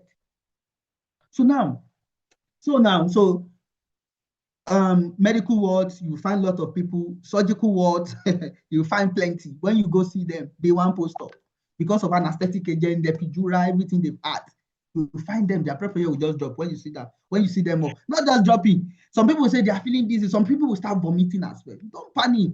This is your job, and this is why you need good knowledge and good skills to handle them. Don't panic. Some people will vomit. Yeah, if they vomit, what do you want to do? Give them sick bowl, give them bowl, let them vomit in something. Sit up. Nothing will happen. So now, if they are dizzy, think about it. You are checking their blood pressure. You are getting feedback because you need to. Your job is getting somebody. See, mobility is just you can't just do it mobility in acute hospital. Let me just put it that way. All right then. So you'll find people like with comorbidities, people with lot of medications, you find them, their blood pressure dropping and dropping. People that are dehydrated as well, people that are really dehydrated, their blood pressure can be dropping as well. Just be aware of some of these things. So now, okay, I will ask that question before I open that slide. So why are we so concerned about postural drop? Physios, I need response. Yes, I have to take a break as well. So now, why are we concerned with postural drop? Like blood pressure dropping. What are the risks? Like, what does it mean? What does it mean to us as a physio? Like, now, I went to their bedside. I checked their blood pressure. I see that. How about somebody that just go to their bedside and say, hello, yeah, you had your surgery yesterday. How did it go? Hey, yeah, pain, yeah, let's go. How about somebody that never even checked their blood pressure and just stood them up? So what does it mean to you as a physio? Checking somebody's blood pressure, postural drop. What are the risks? What does it mean to us as a physio? Guys, what do we think?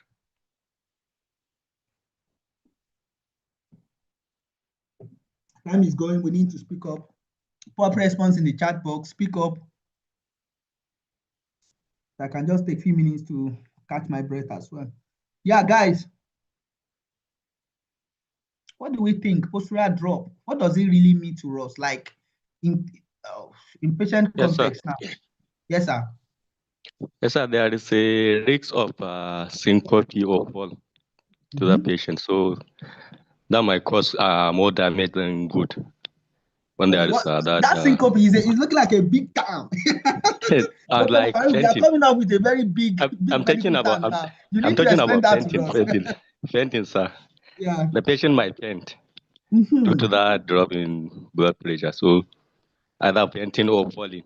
All are the risks for when there is that autostatic, when there is that drop in blood pressure actually. Mm. So that might be the case. Yeah, thank you very much. Absolutely correct. Yeah. Syncope reactions, patient can faint. Yeah. Let me get more. If there are other things. Yeah. Guys, what do we think? Sudden falls. Thank you very much. Yeah. Pop the response in the chat. Speak up. Yeah. So what do we think? Any other hazard? Any other thing related? Yeah. Okay, then let's move forward then. So of course, sudden fall, risk of fall. And again, to us as a physio, somebody fixing on pushing, you're gonna see lot of people in this category, honestly. Yeah. Because of that postural drop now, so a lot of people will struggle with sitting balance. You'll find people that are struggling to walk. You will find people that are even struggling to do basic things. I have had a lot of patients in the past that will say to you that, oh, at home, anytime they come into standing, they have issues into standing. But if they are sitting down, they can hit. If they are on wheelchair, they can go to the toilet, they can do stuff, they can do these things. You're going to see plenty people, honestly. If you are in Acute, you're going to see plenty people in that category. So you can find people in that range with postural drop. And again, when you go to someone's bedside, again, let me also say this, dizziness could also be caused by a lot of things. It might not really be blood pressure, but I'm just talking about blood pressure here. Now, it is easy to figure out. Let's say, for instance, I go to the patient bedside now. Some of the questions I want to also ask them, you see, that baseline part in acute settings, you cannot really work without knowing patient baseline. And again, we need to, even people in community or outpatient facility as well, we need to be asking our patient those questions. If they are saying patient is complaining something for you, you want to ask them, is this something new or it has been there before? If I'm in the hospital with a patient, I want to ask you, is this something new? This dizziness you are complaining, is it new or it's been there before? Some people, it might have been there. So in some patients, it might even been there for like years.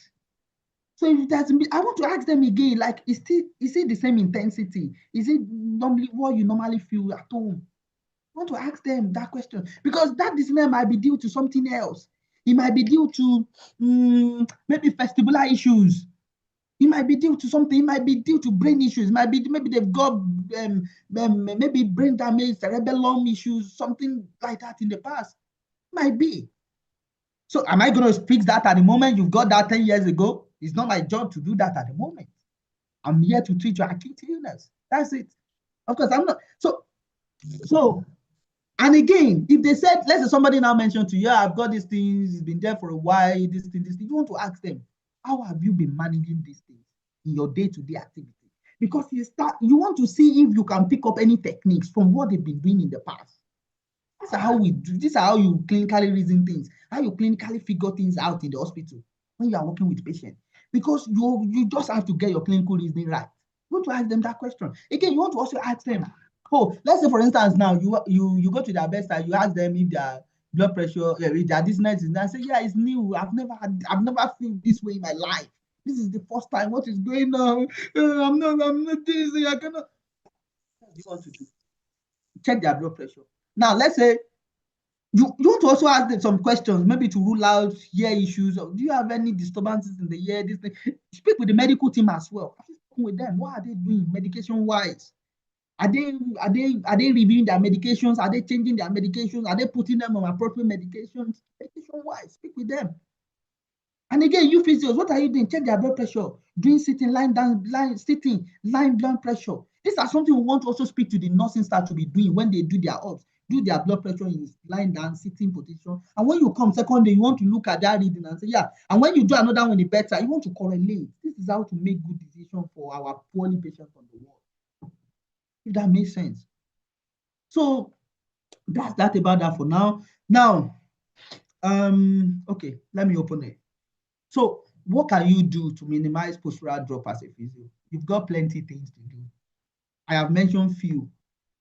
Doing line and standing blood pressure is part of it. What is it? Getting somebody in bed. Let's say they cannot even come into sitting position. They are really, really very giddy. They cannot even come into sitting position. So what do you want to do? Keep them upright. You want to keep them flat in bed, and you think that postural drop, that drop in blood pressure is going to get better. Now, if they cannot, sit them upright.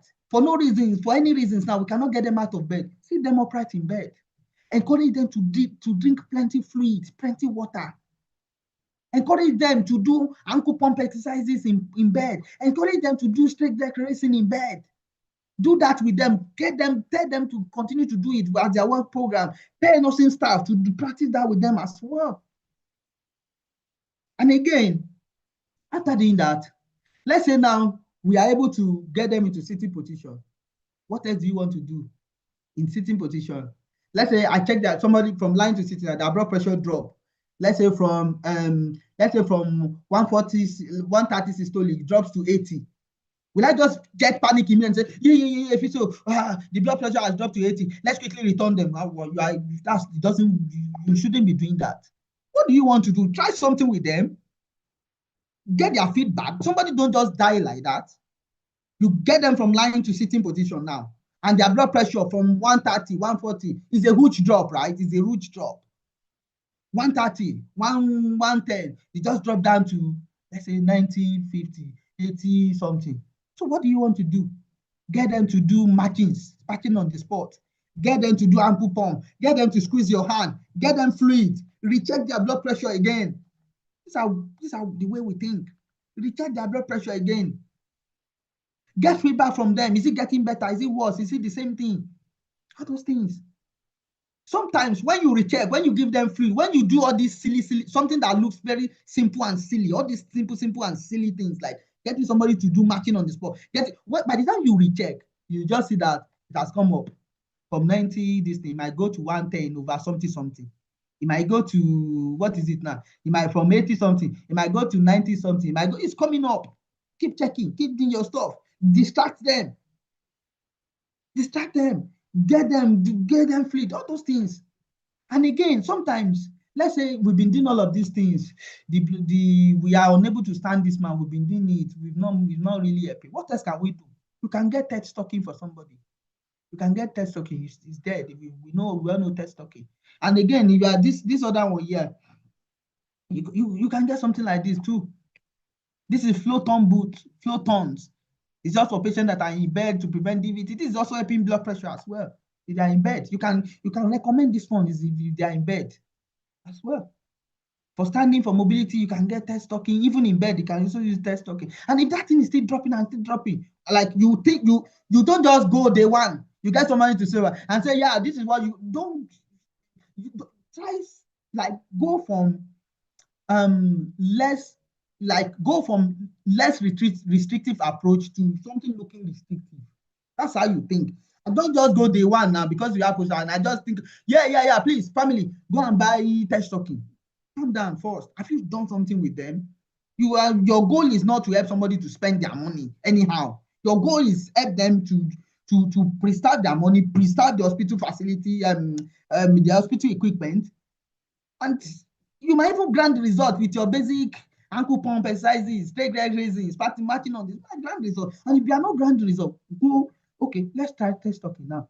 If it's still not working, you find patient that test stocking is still not working with them. What else do you want to do with it? And again, while you are doing all these things, you are not doing it in isolation. Be checking what the medical team are doing, be speaking with them. Physios, we try these things. Is there anything? It could be medication. Be checking what they are doing as well.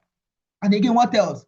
If there is no contraindication, we can also try abdominal binder. That can also support your big veins in the abdomen, your, what do you call it?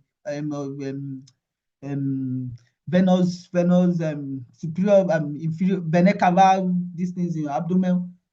You can get what do you call it? You can get abdominal binder for them. You can combine abdominal binder, combine that with the test stocking, combine that with the exercises, combine that with your distraction, combine that with the fluid. That's what you can be doing. And again, if we try all of these things, now let's say sometimes we can get somebody to sit at the edge of the bed now. Their blood pressure is fine, but we cannot get them into standing and they've not got sitting balance. Have we think any equipment that we can use? Do you want to, every time, do you want to still encourage that person to continue to be in bed? No, you need to think about, okay, how about if you get a chair? I'm going to talk about equipment like later, teaching space chair. We can get some equipment to get them out of the bed passively into that chair, to support them in that chair. Because by the time their sitting tolerance start improving, they're able to tolerate long hours sitting in chair, 3 hours, 2 hours in chair, 4 hours in chair. That will help their blood pressure, that will help their core muscles. And from there, we can start thinking about, okay, let's start progressing them, let's start in the standing. If worse come to worse, you might also find some patient, okay, I think I'm going more higher now. You can find some patient that might even need maybe a tilt table for us to start progressing their system into standing. This is acute hospital. You are dealing with people that are acutely unwell. Acutely unwell. So the way you think you just have to like think along, think in line, just make a good clinical decision, like a good clinical reasoning in a way that is going to help your patient. If that makes sense, we move forward. So I've talked about lying blood, standing blood pressure. I've talked about drop in systolic, drop in diastolic. No point repeating that again. Now, how about hypertension now? We've been talking about hypotension now. How about hypertension? Of course, I have mentioned anything greater than 140/90, you want to be careful, right? For adults, I have mentioned that speak with medical team, hold adults. Sometimes you can do stuff with 170, 180. But anything 200, I want to be really careful. I just leave them. I want to be really careful with them. Now, sometimes for stroke patients as well, this is another thing. Acute stroke, neuro ward, day one after their stroke. If you are seeing them, you might find their blood pressure really, really very high as 200/110. Are you going to run away and say you don't see them? What does stroke guideline says? International guideline says, physios, comment stop 24 hours after stroke, not when they are medically fit. When the medical team have stabilized them, they now call physio. Physio, come and see them, or you have a stroke patient. That's rubbish. That's rubbish. That's not evidence-based practice. That is rubbish. You need to be saying them, you need to start progressing them day one after their surgery. I mean, after their stroke. Not surgery, after that stroke. Or if they've got thrombectomy stroke, you might see them 48 hours. These are guidelines, these are standard. Because you have good knowledge of what their condition, you have good knowledge of blood, you have good knowledge of herbs and everything. There is no reason why you shouldn't be seeing them. Begin your early stroke rehabilitation with them. Not when they are now ready to go home and they now bring a patient referral to you. They have missed out on early rehabilitation phase of their care. We have denied them their early care. That is not what international guidelines says on stroke. These are things we need to think about. How do we begin to do all of these things for our patients? All right. So now for acute stroke, you might find hemorrhagic stroke. They might say maybe blood pressure of 170/100 is fine for you to see them day one after their stroke. They might say 200/110 is fine. If the medical team have documented, if you see this thing and they have documented, you speak and they say you can see them, go ahead. So, but then in your own clinical judgment, now you are autonomous now.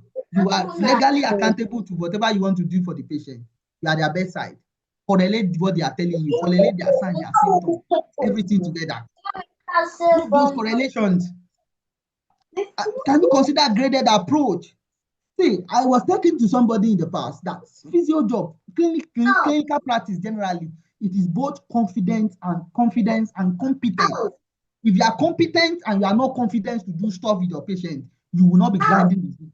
You'll be denying your patient some of those things you should be doing with them. So the two must be present. The two, confidence and competence. Those two, they are very related. So those two are very important. Anyways, let's move forward. I'll talk about these things. Video considerations. You can stop shouting like a crazy boy. If he beat you, beat him back. For ischemic stroke, you might want to think about maybe You blood pressure break his less than own chest. 120, 110. For hemorrhagic stroke, maybe something less than 170, 110. Speak with the medical team, get them to document those things, and also document your conversation we have with the medical team as well. Put those documentation in your notes. As simple as that. And I've talked about what physios can do with them. Give them chest samples.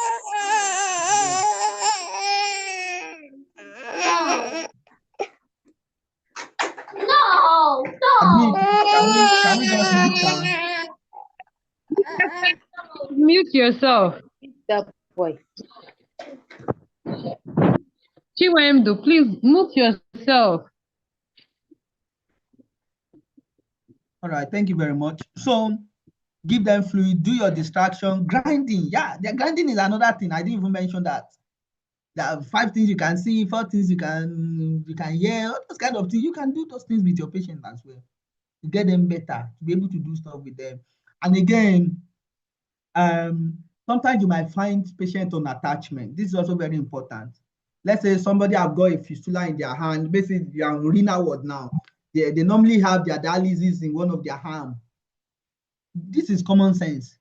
Let's say you want to use the other arm. It's as simple as that. Or somebody have got cannula, somebody have got one painful hand. You must still do blood pressure with that painful hand.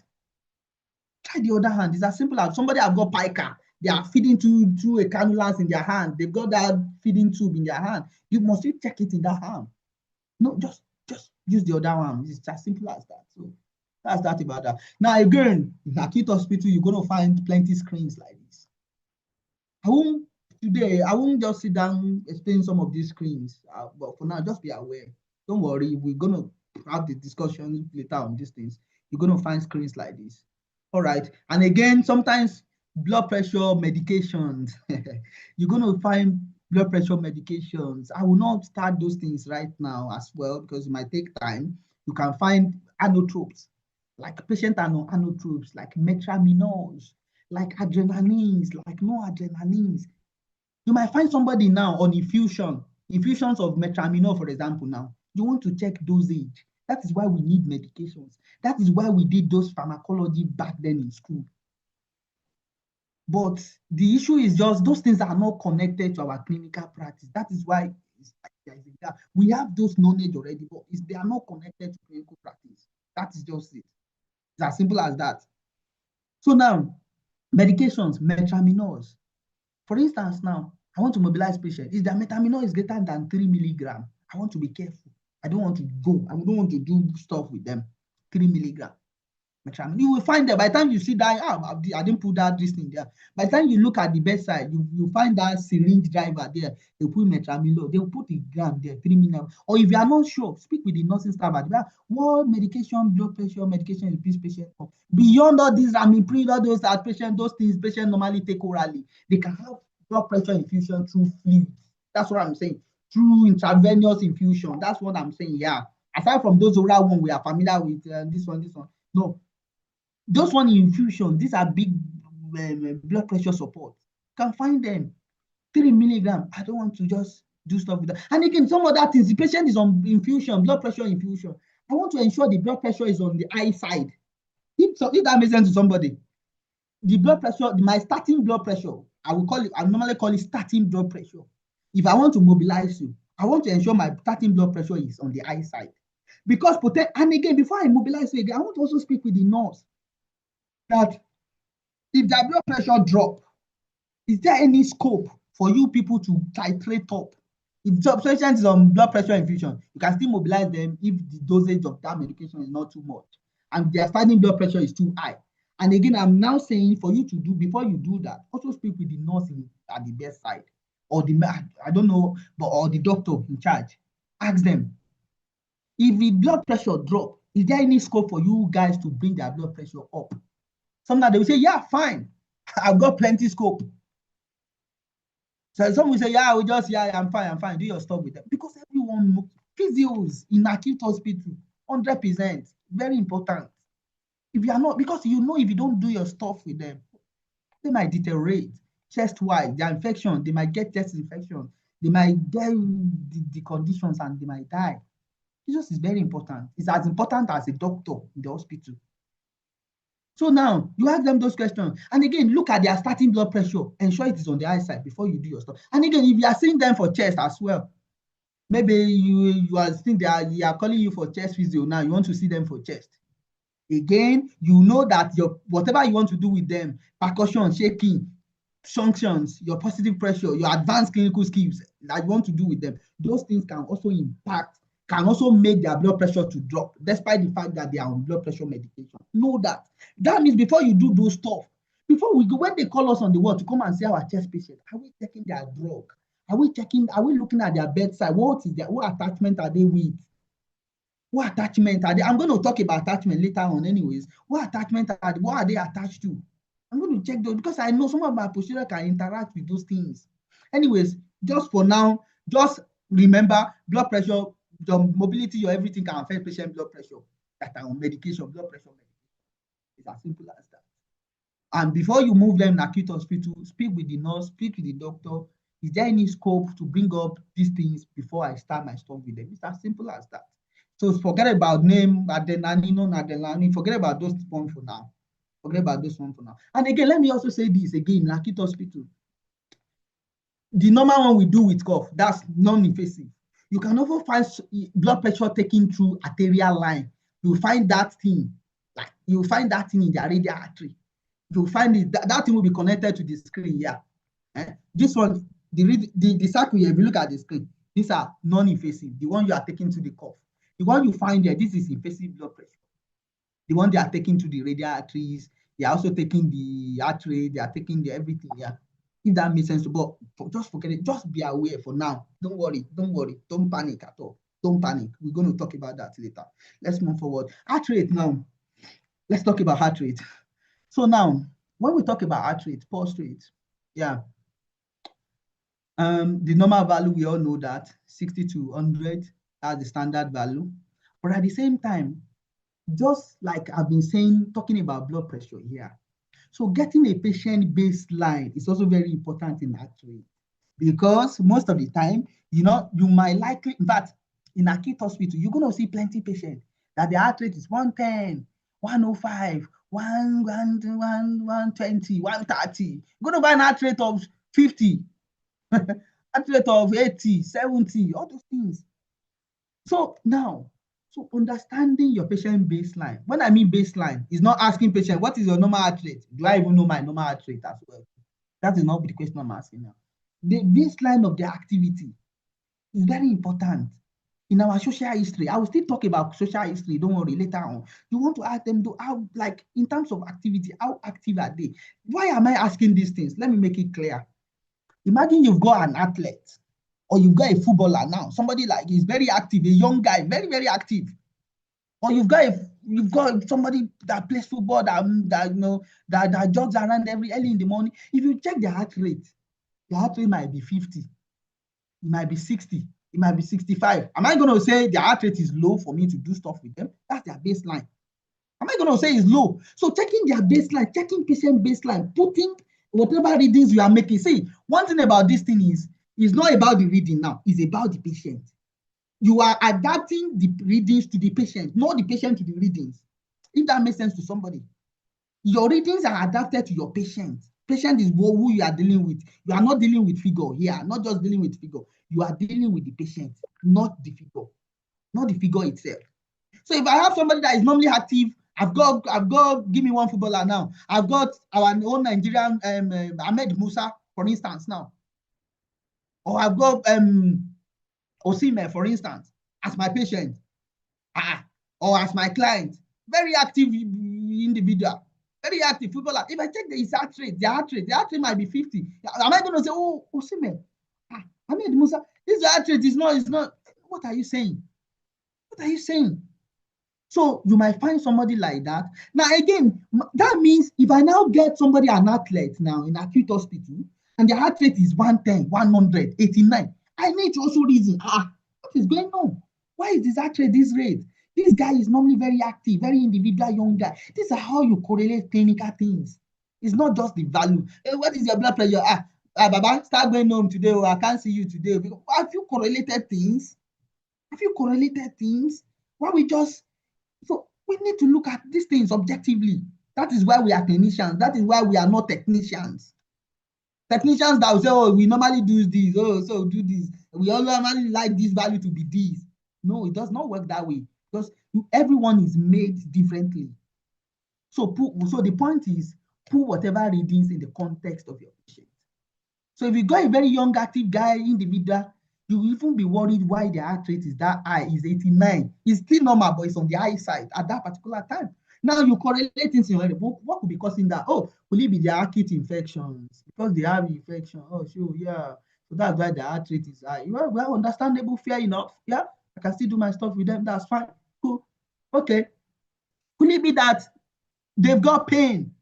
You might have plenty patients with pain. What is driving their heart rate is just pain. They are in pain. Post-op patient, day one, after hip replacement, day one, after gastrectomy, after nipple surgery, day one, after something. Pain. Or somebody with road traffic accident, the heart rate is not. Why? What do you want to do as a physio?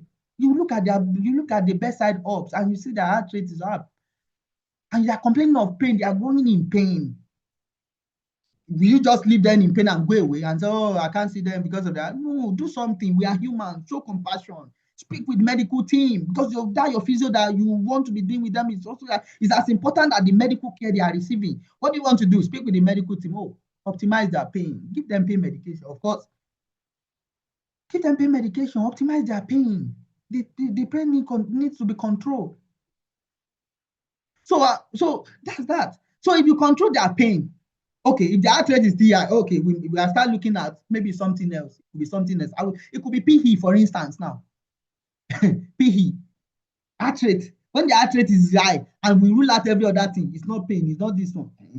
That is why we also need our clinical risk, because if we are saying we want to start seeing patients, acutely unwell patients, we also need to also reason well. Oh, this patient, his heart rate is high, it's not pain, it's not okay. This is a study, or somebody you saw yesterday and you went there today. Yesterday when you saw them, the heart rate was 79. And you went there today, the heart rate is now 120, 130. You should ask yourself that question. What is going on here?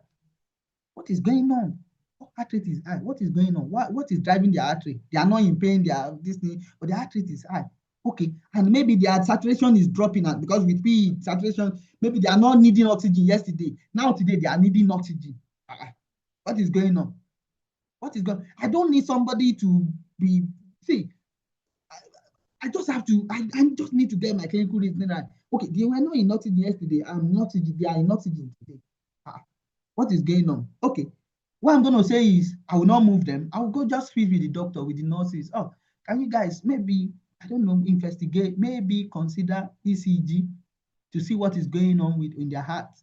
They might run this. ECG is part of what we should be able to identify. See stuff there that are related with physio. I might talk about those things later on. Stuff that are related with physio there. Yeah, check, like, for instance, for PE now, okay, don't let me talk about ECG, yeah. They might just run their ECG and say, oh, yeah, maybe there is some changes in the ECG and say, oh, yeah. Before you know, they might say, okay, go and do scan, do CT scan, CTPA to check what is going on in there. And before you know, they will say, oh, they've got PE. In that regard now, we've talked about what you need to do with PE patients. I've mentioned a few things related to that when I was taking, I think, blood. If that makes sense. So we need to get that clinical reasoning right. And again, you might go to patient bedside. The heart rate is high. And you can see sign of dehydration. Everybody can identify. Somebody is dry. You might see in their mouth, in their tongue. You can see in their body. It's very obvious. What do you want to do? They are not on restriction for fluid. Like they are not made by mouth. These are things we should be knowing. Because you don't want to start giving somebody water when they are mentioned that, oh, they should not be drinking at the moment because they've got dysphagia or something. But again, or if let's say, and if again somebody can say, okay, how about once I see NG, somebody NG, like NG in their nose, that means they should not be. No, it might not always be the case. Speak with the nursing staff. That's why we got these people. That's why they have you, because they want to be asking you questions. And you want to be asking them questions. Ask them, oh, this patient has NG. Can they drink? If they say, yeah, they can, give them water. Encourage them to drink fluid. Because that dehydration can also be driving their heart rate. Because if the heart rate is not stable, you can't do physio with them. And if you can't do physio, they can have chest infection. They can decondition in bed. That their acute listening might not get better. Their oxygen requirement can start going up, jumping up. And before you know, oh. So think about those things. Then other things you might find is arrhythmia. It's just irregular heart rate. Irregular. I think one big thing about arrhythmia is one common thing is just atrial fibrillations. We should be able to identify that on the ECG as well. I'm going to talk about that later on anyways. Arrhythmia, atrial fibrillations. What is the cause of atrial fibrillation? I think everyone right now in our heart, we've got in the, what is that thing called? Atrium now. We've got a node there that does the electrical activity. It keeps fires every time, like the way I'm doing my hand now. It does this every time, every minute. It does this. And once that electrical activities is being stimulated, the effect goes to ventricles, and ventricles start pumping blood. So what happens in the case of atrial fibrillation is the beating is now irregular. The electrical stimulation is now irregular. It's just imagine like a worm. You've got like a bag of worm in your heart now. Now just doing this. It's not regular again. That's atrial fibrillation. Again, you can also find in the past medical history that patient has background of atrial fibrillation. When you go to their bedside, that sends something in your head. Even in my patient, when I see that in medical, when I go to their bedside, I must check their heart. You don't want to just subject somebody, even if they are fine already, they are smiling, they are rolling, their family are there, they are gisting. Don't just assume that they are still fine. They have mentioned to you, it's like a caution now. I need to check their heart rate before I do stuff with them. That's how you reason. So that's that. That does not still mean the heart rate must be high because they have mentioned that they've got atrial fibrillation. But at least, no rationale why you are doing certain things. Do certain things because of certain things. So if that makes sense. So that's that. So atrial fibrillation, and again, let's say somebody have got atrial fibrillation now, for instance. Their heart rate is now irregular. They've done ECG. Their heart rate is irregular, like that. So what do you, normally as a physio, you expect certain things to be done. Number one, somebody that is having irregular heart rate, just like this. Number one, their blood is, they are prone to blood clotting. Their blood can start clotting. We all know what that means. Clotting, their blood can start clotting. So to prevent that, normally, prophylactically, the medical team, they normally give them, they should normally support patients with anticoagulants if they got atrial fibrillation. We should know this as a physio. So if I'm reading patient notes and they are saying atrial fibrillation, I need to be checking. I need to go check their drug chart. I need to ensure my patient is on that. If they are not on that thing, it's not to go to be challenging the medical team. Before quality of care, because I know PE, whatever this thing, embolus can also impact me as a physio. I'll go meet them. Oh, I think this patient is having AF. You have to be moderate in the way you communicate. I don't want to just go there and say, yeah, you should get them on this medication. No, it's not your scope. But we can prompt them using our good communication skills. I know we've all got good communication skills.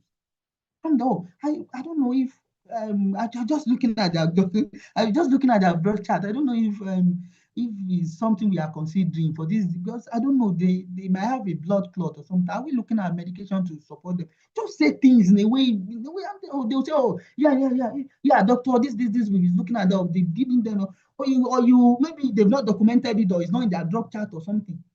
And you know already. So you want to ask questions, you want to check what they are doing for them for that AF, for that blood clot part.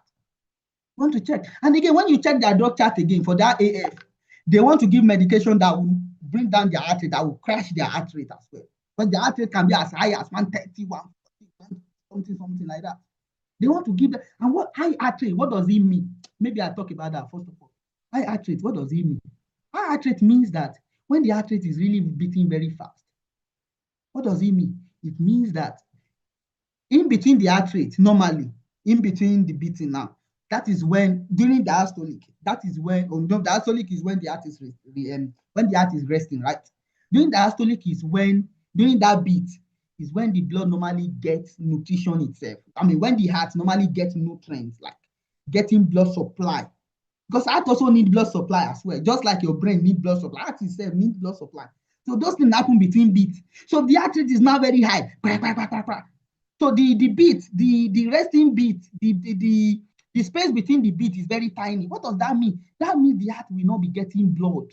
I don't know if somebody is getting this thing. If the heart is not getting blood, they are not getting nutrients, they are not getting oxygen, what is going to happen? Physios, what is going to happen? There can be cardiac arrest, heart attack. Patient can die. That's what it means. And again, you don't want to just go to the patient bedside. Patient bedside, their heart rate is high, they go atrial fibrillation, they are not on appropriate medication, and you get them up. If you get them up, what does that mean? You are putting extra strain on their heart. You are telling the heart to work more. Of course, the heart rate will go more. Of course, when we do exercise, we all know that the heart rate will go high. So with the heart rate go high, what can happen? They can just collapse, and that might be the end. So again, what do you want to do again? You want to also check if they are on appropriate medication to crash their heart rate. Like, that is when you find all these beta blockers. Something, this propanol, propanol, all those things. These are simple medication. You are already learning medication now. These are impact of medication to physio. It's not to sit down and start cramming drugs. Now and start cramming names. No, if I cram names and I cannot use that, impact that to my patient, it's useless. Whatever we are learning that we cannot teach patient is useless. That we cannot use that thing on patient is useless. That's where you see all this big problem. When you go check and you see that, no. I say, yeah, if you are not sure, if you are unsure of anything, pick your phone, Google it. You don't have to know anything. You are everything. You are not God. Google it. Oh, what does this thing? Oh, yeah. No. Blah, blah, blah. No. Oh, yeah, this drug. Oh, this is what this thing is doing. Oh, it's just to catch that. And what else do you want to do again? Check the vitals they've done. Check the nursing vitals. Oh, what's their heart rate? Heart rate is this. You want the heart rate now to be coming down. Check the trend, not just with their heart rate. You are checking the trend. You saw them yesterday. From that yesterday, how many vitals have the nursing done? They've done plenty.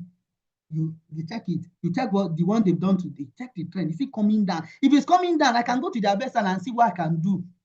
If I'm a bit worried, because let's say it's still at 110, 115, if I'm a bit worried, I can say, okay, let's do bed exercises today. Let's try sitting at the edge of bed, get feedback from them, monitor their heart rate, repeat the heart rate, while just like you did for blood pressure. Because you know now you are doing exercises with them. Check their heart rate as well. Just like blood pressure, check their heart rate. If that makes sense. Now again, after doing that, so if getting feedback, return them back to bed. You have done something for them. Again, because they've got heart rate, are we now going to just sit in our office and fold our arm and say, yeah, when the medical team, by the time they start, that is when I will then come back to see them. That is not a good practice. That is not it is that your mobility that you are doing to them that will improve them. Because we know when we are exercising patients, we are getting patients to use their body to use more oxygen. Mobility is not small. Like we say in pidgin term, in Yoruba term. I don't know if that makes sense to you. So think about those things. So 2 things I've mentioned around the medication. Yeah. The first thing, check if they are on appropriate anticoagulants. Anticoagulant like heparins, like what do you call it? Direct oral anticoagulant medication. Heparins, all those anticoagulants. Check them if they are on it. If their heart rate is higher than normal, because you know they are prone to blood clotting. Check if they are on medication that will crash their heart rate and check their vital signs. That is that about that. Now, let's move forward. I hope I'm making sense, guys. Is it making sense or I'm just talking too much? Hello, guys. Oh, we are tired.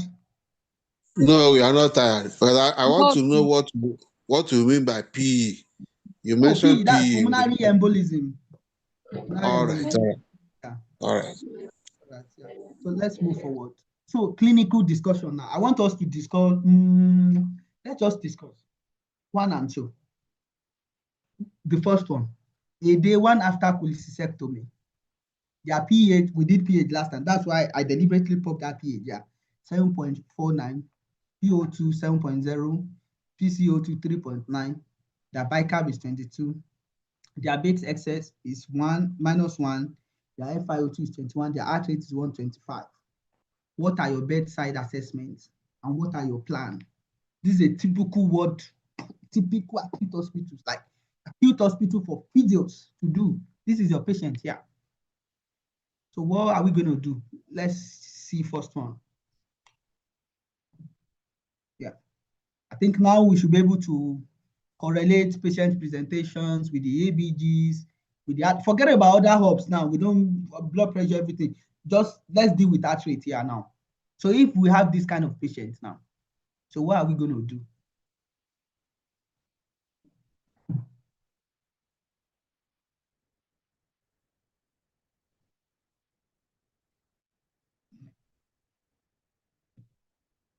Hello.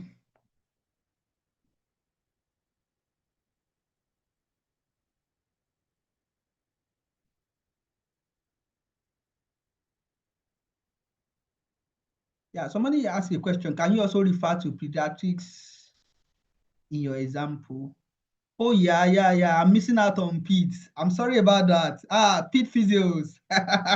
Sorry about that. I'm missing out on Pete. Oh, God. Yeah, because I'm adult. Babies, babies are they are different breeds. Like they've got different stuff. So it might be difficult sometimes to just integrate Pete into discussion because all of these things now, vitals for respiratory rate, this thing, their range is different from that of adults. Like heart rate, and so it could be different. It could be different sometimes. So, but that's why I'm not. Thank you for that, Pete physios. Thank you for that. All right, but yeah, I will try and bring in Pete too. Yeah, thank you for that. Yeah, who is leading us in this patient? Who is leading this ward round? We've got patient. This is somebody on in one of our teaching hospital, yeah, in the east. So this is our patient. So who is leading the ward round? Yeah. Who is helping us with this patient, please? Who is helping us? Who is helping us? Let's get 2 to 3 persons to speak on this. And the second one, we might come back to the second question later, so I can just run the rest of the ops. Yeah. Please help us. Who is leading the ward round? Physio in charge. Time is going. Who is leading us? I think I think these are parameters we had last time. I just added that rate to it. That's all. So yeah, I didn't put the normal value there. I'm sorry, guys. The pH normal is 7.35 to 7.45. The PO2 is 4.5 to 6.0. That's PCO2 rather. 4.5. Let me start again. pH is 7.35 to 7.45. The partial pressure of CO2. CO2 is 4.5 to 6.0. 4.5 to 6.0. Oxygen 10 to 14. Bicarb monkeys 22 to 26. So who is leading us? pH 7.35 to 7.45. O2 10 to 14. CO2 4.5 to 6. Bicarb 22 to 26. Who is leading us? Or maybe I just continue, then we might come back. Or what do we think? Response because of time. Continue. Okay, so we can come back. All right, then let's come back. Let's go continue. So heart rate outside normal range, we have discussed. If the heart rate is too low, and again, okay, yeah, let me mention this. What range are we looking at for heart rate? Just like we have for blood pressure. I don't think I put it in the slide, but let me just mention it. For heart rate now, if the heart rate is, of course, less than 60, I want to be really, really careful. But if you've got a young adult that is normally very active, like I mentioned, footballers, active athletes, young individual, if that is your patient, yeah. So in that regard, you want to think about, maybe sometimes 50. I don't want to go beyond 50 with them. I don't want to know how level of this thing you are. And again, before you see them as well, you also want to speak with medical team, clarify some certain things. If that makes sense. So I'm depending, young if they are very active, maybe I don't want to go below 50 with them. And I'll also be speaking with medical team. Because if the heart rate is low, it might mean that maybe that patient might be needing pacemaker. I'm going to bring those things later on. They might be needing pacemaker to support their heart. They are bradycardic now, so they need a battery in their heart. These are things you find on cardiac ward. You find patient with battery in their heart that is supporting their heart rate and something. You can also find them elsewhere in the hospital. You might not necessarily need to be in the cardiac ward. So if that is low, if the heart rate is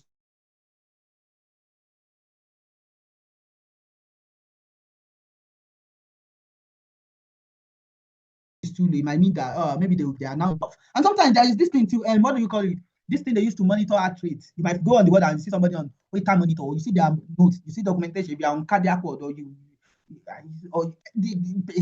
that patient can be elsewhere in the hospital as well. And you find that they are on wait-time monitor. I can still do my stuff. I will just, without this thing, they will see that thing, they will connect it to them, they will have that thing. You can still do your stuff. Just ensure the heart rate is within normal. That does not stop you from doing it. What else was I want to say here again? Yeah. So if the heart rate is normal adults, anything less than 60, you want to be careful. You want to leave them. But for very active persons, 50 maybe, then speak with the medical team. Now for general population in terms of eye range now, I want to stay maybe 110, let's say somebody is got 110 self. I want to even find out what is driving that heart rate. What is at rest? I'm talking at rest now, not during exercise now. At rest, you are checking heart rate at rest. Maybe during exercises, you are also checking as well. So what is driving their heart rate? Is it pain? If it's pain, what do you want to do? Physios, get pain medication for them. Get them pain medication. Reassure them. It could be anxiety. It could be that they are very, really very anxious. They don't know what will handle all of this, their acute illness. They are very, they are just be anxious. It could be they reassure them and don't give us hope. Just reassure them based on what you are doing, your scope. Just reassure them. I think everybody is trying. Just trust the process. Trust the process. That is why I'm here also to support you. People need all of these things. It's not to be shouting. If you don't want to do stuff, I'm not going to do you. You're going to make them to die very early. You're going to make them die early. Reassure them. When you reassure people, when you encourage them, they become pacified. They feel like, oh yeah. Compassion is not just about physio skills, not just about medical skills. It's about compassion, whatever things. I think beyond physio practice, it's going to make us a good person generally. Like it's going to make me be good to my neighbor. It's going to make my neighbor to be good to me and someone else. Showing compassion, I'm showing care. These are just basic human nature, like basic human to human relation. You are sick now, you are in the hospital. You are sick. If I'm not a doctor, ideally, and I'm relative or I'm not even related to it, I've got duty of care by nature to care for you at that moment. So now put it down in the context of and now you are now finding medical experts now shouting on relatives, now shouting on patients, because patient is telling you that they got pain somewhere, and they say, hey, we gave you pain medication that time now. You should be able to bear some minimal pain. No, that's wrong. This is very wrong. Somebody is complaining to you that they are struggling with pain. What do you want to do? Tell them. Even if now you feel like they are over exaggerating the pain, that people can do, that's fine. But still tell them, at the same time, we don't want to give you too much of medication. Because if we give too much, you're going to start, remember ABG stuff. You might be feeling drowsy. It's not going to help you. Just let's just see reassure people. Give people hope, not false hope. In line with what you are doing, in line with what is very clear to you. Because anybody can die, even with the best practice, people still die. But give them, just support them. Show care, compassion. These are what we should be spreading around. All this shouting on people, we should stop those things. We should make our environment a better place to run. Okay, I'm diverting. So heart rate, if heart rate is maybe 110, something, I want to find out if it's pain, speak with people. If it's anxiety, reassure them. Reassure them. All those things. But anything, 120, 130, I want to be really, really careful. I want to be really, really careful. It could also be dehydration, like I mentioned. Encourage fluid. Speak with the medical team if they are really, really dry. The medical team can also give them IV fluid. They can support them with fluid. All those kind of things. So if it is 120, 130, I'm going to leave them. It's dangerous. Because like I mentioned, what that means is their heart might not be getting oxygen. They are pumping blood out, but even they themselves, they are not getting nutrition. What is going to happen? They might fail. If that makes sense. So that's that about that. Let's go on. So now, oh yeah, I think sometimes before, when I was telling somebody about these things, somebody asked me that, hey, about all these maximum target heart rate that we cheat, they taught us. How does those things fit in here? What I'm going to say is, well, what I'm going to say, they are nice stuff, brilliant stuff, but at the same time, numbers of values is not what you are dealing with. Numbers of values is not what you are. Somebody can have normal heart rate, normal one, and they are still struggling. They are still complaining of different symptoms. All right, numbers of values or whatever things you want to do is not what you are dealing with. You are dealing with patients. You are dealing with humans. So you are correlating whatever things you are doing, whatever things they are telling you to be outcome measures you are using for them, not the outcome measures, not your patient to the outcome measure. You are correlating the outcome measure to them, if that makes sense. So if I go to see patient, I don't do maximum heart rate, fine, that's fine. That's fine. And I just stay with the heart rate, get feedback from them, check medical notes, do my clinical reasoning, know when I should be seeing them, know when not to see them. That's fine. That is fine with me. And it's not even something you find people doing routinely on the ward. There's no time. You've got plenty of patients. You've got sick patients to see, many sick patients to see. So, oh yeah, another thing here. Yeah, another thing. Between heart rate and blood pressure, before I leave this slide, I just remembered. Another thing is this. Please, somebody, be careful when you go see a patient. Please be careful when you go see a patient and you find out that their heart rate is even greater than their systolic blood pressure. There's something they call shock index. Shock index. I think shock index is just the heart rate over what's that? I think heart rate over systolic blood pressure. And if it is greater than this thing, that is not what I'm coming to tell you guys here. But I just want you to be aware of shock index. But that is not where I'm going. Now, but where I'm going is this. Any time that the heart rate of a patient is greater than their systolic blood pressure, it might be an indication that the patient is in shock. They might be in circulatory shock. They are just gradually going down. So, for instance, now, let's say I go see a patient, their heart rate is, let's say, heart rate of 90, systolic of 80, or systolic of 70. Just keep them in bed. Keep them in bed. Speak with the medical team. Oh, it could be maybe they are bleeding somewhere. It could be maybe it's because of dehydration. It could be shock. So that means when you are going to see somebody in acute hospitals, you are checking their blood pressure, you are looking at their heart rate, all those kind of things. Very important stuff. All right, let's move forward. Again, you can find this screen, things like this. Again, just like blood pressure, if you are seeing patient for chest, manual techniques, percussion, checking, all those things can also affect their heart rate. In adults now, for instance, when you do those things, what happens is the heart rate can go up, the heart rate will start coming down. Like how this thing can impact the heart rate in adults, usually you find it coming down, and sometimes it might go up too. There is no in peds. Let me start talking peds now. In peds, what happens in peds? Sometimes what happens in peds is, I think peds, they are likely to die. Peds are likely to die of respiratory failure, and adults are likely to die of cardiac arrest. Let me say that again. Peds, they are likely to die of respiratory failure, and adults are. Now, what do you mean? What do I mean by that? If you go to see a peds at the bedside, let's say I'm doing chest physio with them now. I'm doing suction, I'm doing percussion, I'm doing shaking, all those things. What you will find in peds is their saturation will start dropping down. We start dropping. Like if you're overdoing that thing, if you are familiar with peds, their saturation will start dropping down. And their and their heart rate will start going up. In peds. What do you want to do in peds? If that is you, if this is normal thing, don't panic. What do you want to do? Just blast them with oxygen, not only breathe. Every time, what people advise when you are treating peds for chest, generally, these are precaution stuff. get your non-rebreathes at the bedside. Fix them, blast them oxygen, non-rebreathes.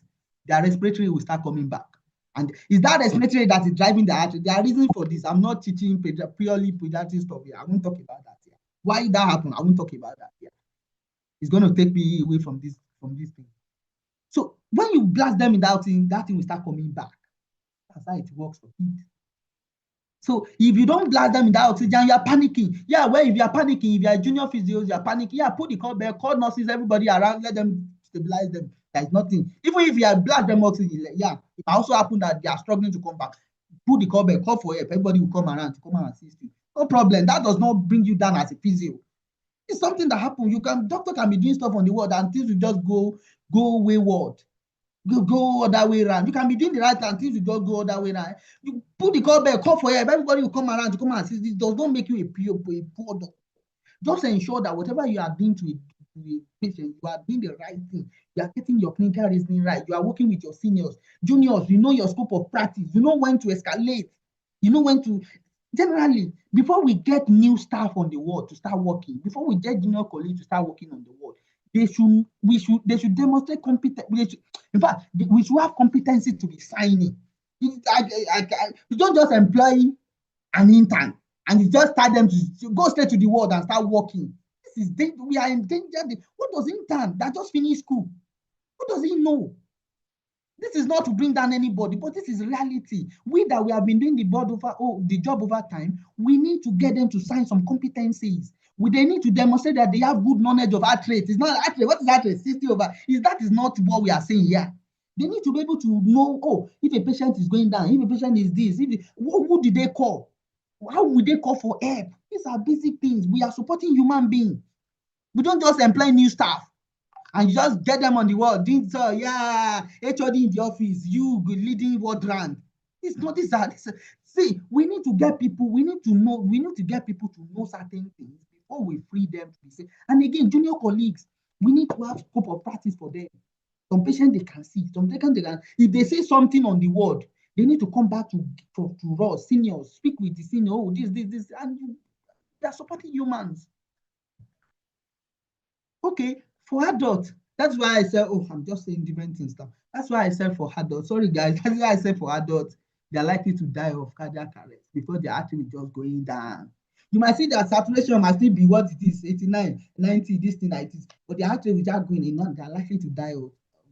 Hope I've started bringing in respiratory pediatric stuff now. Okay, that's fine. Let's go for it. Forget about, I will not talk deeply about how heart rate or blood pressure, all of these ups, how they are related with chest physio now. I'm just saying brief things. They are more than this, but we'll talk those ones later on. But let's build those concepts, general concepts right now. Let's move forward. Again, these are ECG stuff. I'm not going to talk about this thing right here. We need to know things you have to be able to read on ECG. Or wave front. When you are looking at the screen, you are seeing different waves. Rather than looking at the number, sometimes you want to look at the wave and pick up things. Sometimes you just look at the wave on the screen and just pick, this wave is not good. Where is the P wave? The P wave has gone. What does that mean? Atrial fibrillations. We have to be able to pick up those things. Stop whatever you are doing. You are saying somebody, the heart rate is fine. These are something we can pick up. I will not talk about this here now. I will move it away. I will not talk about all of these things. Respiratory rate. Because of time, respiratory rate, normal rate, breathing rate. Respiratory is just your breathing rate, how you are breathing. We have talked plenty things about respiratory when I was teaching oxygen, so I won't have to label too much here. Of course, different depending on where you work. 12 to 18, 12 to 14, 12 to 20. Well, anyhow, again, it's not the number that is important. It is your patient that is important, not the numbers. Because different people can react differently. Different people with different clinical presentations. It's not the number, it's your patient. Now, generally, if let's say now, the respiratory rate is now looking like 8, 10, this, I don't need anybody to tell me that this is too low for me. And what could be the reasons that you generally see on the ward? I have mentioned some of these things. Somebody, they give them plenty medications, plenty pain medication, codeines, morphines. There's something we call, it might even not be plenty. There's something we call opioid naive. I don't know how many of us have heard that terminology before. It's just, this is a gentle young man, middle-aged man. He has never been to the hospital in his life. It does its stuff normally, it does its stuff, good life. But now they are being admitted in the hospital for any reason now. And they start the medical team because now, or let's say they have surgery now. They have any surgery now. Because of pain now, they started to give them morphines. They've never had morphines in their life, and their body will start reacting. What is this one you are giving me? That's 0.9. And they will start feeling drowsy. Not even overdosing now. It's not still being drowsy. Some people behave in that way. When you go to the bedside, you read their notes, you correlate different things. Why is this person like this? You do your AVPU, even if you don't want to do general GCA. AVPU, alert, voice, pain, on response, very short, precise. Go away. So now, what is it now? So if they are on plenty medications now, what do you want to do? You want to speak to them. Or if they are opioid now, you want to speak to them. There are medication they can also give. One of them come to my brain, Naxolin, Naloxone, if I'm getting it right now. So if they give those medication, what that does is it's going to reverse the oxycodins, the opioids they've given to them. How? By blocking to those receptors. We don't have to go into that lane. Just know when they just speak to the doctor, this man is drowsy, he's drowsy. He's drowsy, really drowsy. Could it be pain? I don't know. Could it be pain? Could it be medication? Speak with the nurse. These nurses, they will know how often they are giving that man that pain medication. Speak with them. Speak with them. Speak with them and say, yeah, and medical team, when they come, then they run their run and they can also reverse the medication by giving. That's simple. Respiratory rate can be high, and we have mentioned patients that breathe less, COPD, all those things. I've explained those. I don't have to repeat those things here right now. I don't have to repeat them again. Yeah. People that breathe, that their breathing rate is always too high now, tachypnea. You can find infection. Of course, infection is a big matter here. Yeah, if somebody have got PE, pulmonary embolism, they've got pain. Yeah, this one, let me mention this one. If you see somebody in the hospital that is also very anxious, you see that respiratory is really high. What do you want to do? Do you just leave them and walk away and say, no physios, the respiratory rate, 25, 30, 35, no physios? Yeah. What do you want to do? Of course, you need to escalate medicating. If you feel like it's just anxiety and you feel like they are really anxious, but by the way they talk, they are really very panicked that they're going to die. You find people here. What do you want to do? Reassure them. Just see. Yeah, doctor, everybody is trying to help you. You see your family too. They are supporting you. That's why I'm also here. I came to see you. The doctor, they are everywhere. Just be rest assured. Be praying. Everything will be okay. Just reassure them. That reassurance goes a long way. But imagine now, you go to see patients like that, and you're shouting on them. What are you doing to them? You are getting them closer to the graveyard. That's what you are doing typically. That is why some of our actions, our behavior on the world, it really, really matters a long way to patients. And that is why everybody keeps saying, whatever things we do, everything is centers on patients. Everything is patient that bears the bond. So that is that about that. So respiratory rate outside normal range, I would say generally speaking, if it's anything greater than 20, 25, is too high, leave them, speak with the medical team because it could be different reasons why they are being. And again, if there is one thing here that will encourage us to be able to identify, and in fact, go on YouTube, go and watch videos of Chinese stroke breathings, how they normally present. Because when you see it, you should be able to identify it immediately and escalate, call for help. That, this is what this patient is doing at the moment. They need medical interventions. If that makes sense, please do that. It's very, very important. It's something because you might be the one that will just go to their bedside and see them doing that. So just escalate that. If that makes sense. Oxygen therapy. Oxygen as one of the options. We have spoken about oxygen again. So one thing I would like you guys to remember about oxygen is remember oxygen. You can titrate oxygen. You can win oxygen. In emergency situation, you can administer oxygen. And again, if you need to win oxygen, do it gradually. Like 1-2 liters. If you need to increase 1-2 liters like that. And again, go back to those oxygen, this thing that we had, the trainings, those Venturi maps. You should be able to identify them. be able to know the reason for it. If a patient that have confusion on the ward, they are not tolerating mask, they are venting mask, low flow, blue one, 24 liters or something, or they are about. Why can't you change that? Consider changing that to maybe nasal cannula, nasal spec, something that can facilitate their tolerance. Things like that. Somebody confusing that is just trying to do. You might just be the one that just go to the best and just change that. And you all, I don't know, depending on where you work, policy, for the nursing staff, treat the medical. Why can't we consider these things? That little thing might be the difference in their life, can make a big difference in their life. All this kind of thing. Remember again, target SAT. The medical team will set target SAT. ABD, you might even find it in nursing note again. And you might find in the medical note that the PO2, this is the target SAT for it. Stay with those things, work with those things. So remember those long conversations we have had on oxygens and ABG. They are still intact. Again, for mobility, we can mobilize patients with oxygen. I've explained some of these things. Even though I didn't show us how you connect oxygen with oxygen cylinder, how you connect those oxygen device with oxygen cylinder. I think these are practical things. There is no better way to teach them now. Because I'm not teaching to cram. We are teaching to know and do stuff. That's that about that. So temperature. So temperatures, yeah. The normal temperature is there. Sometimes you find 37 to 38, 36.5 to 37.5. Find out what the recommended values in your hospital. Know them. And again, when temperature are high, we all know infection, this, that, all those things. And again, let me also say this. Sometimes you might also see some adults, they've got infections. Rather than temperature going high, their temperature can be going low.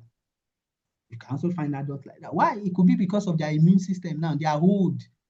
They are old now. So you can find people like that. That is why I keep saying it is just patient presentations that matters.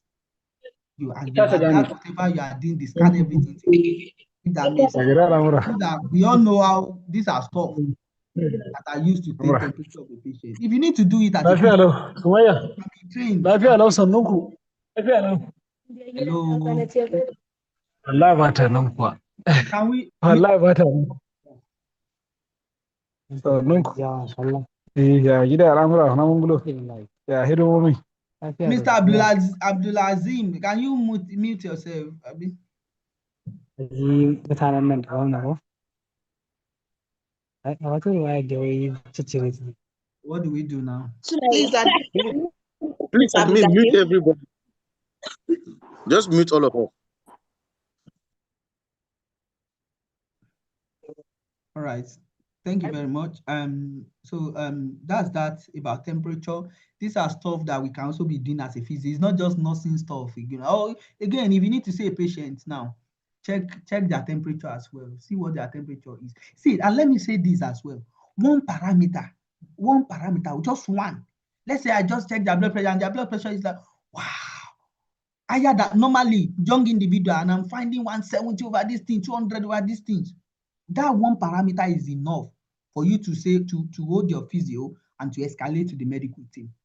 You might even be the one when you go to see them, you check their blood pressure and you find that and you speak with the medical. You should be speaking with them. Because if you don't speak, you just do your documentation or you do not even document and you just go away.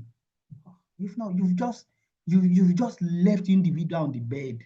You just left the individual, and anything can happen within seconds. They might have stroke, they might have heart attack, they can die. Anything can happen, brain bleed, anything. So please, one parameter alone is enough. And if we are leaving a patient, if we are not treating a patient for any particular reason, we should be documenting and justifying our reasoning for that. Oh, I'm not going to sit down. I didn't not appropriate for physio, not suitable for physio at the moment because of the heart rate. Our heart rate is this. Escalate. Who did you speak with? Did you just leave them in bed? Escalated to nursing staff at bedside and spoke with the doctor. Put those conversations. These are what we should be doing in our notes. These are what we should be putting in our notes. All right, that's that about that. So, and again, let me just bring this picture up. Oh, if somebody has got low temperature, what do that's coldness, right? What do you want to do? Cover them up, show compassion. Don't just run away. So cover them up. Tell the family to bring blanket, cover them up. These are equipment. You can find this one, BF Auger. You find this one in West in West region, in hospitals, in NHS, you find this one, they cover them up with these things here. It's going to supply it to them.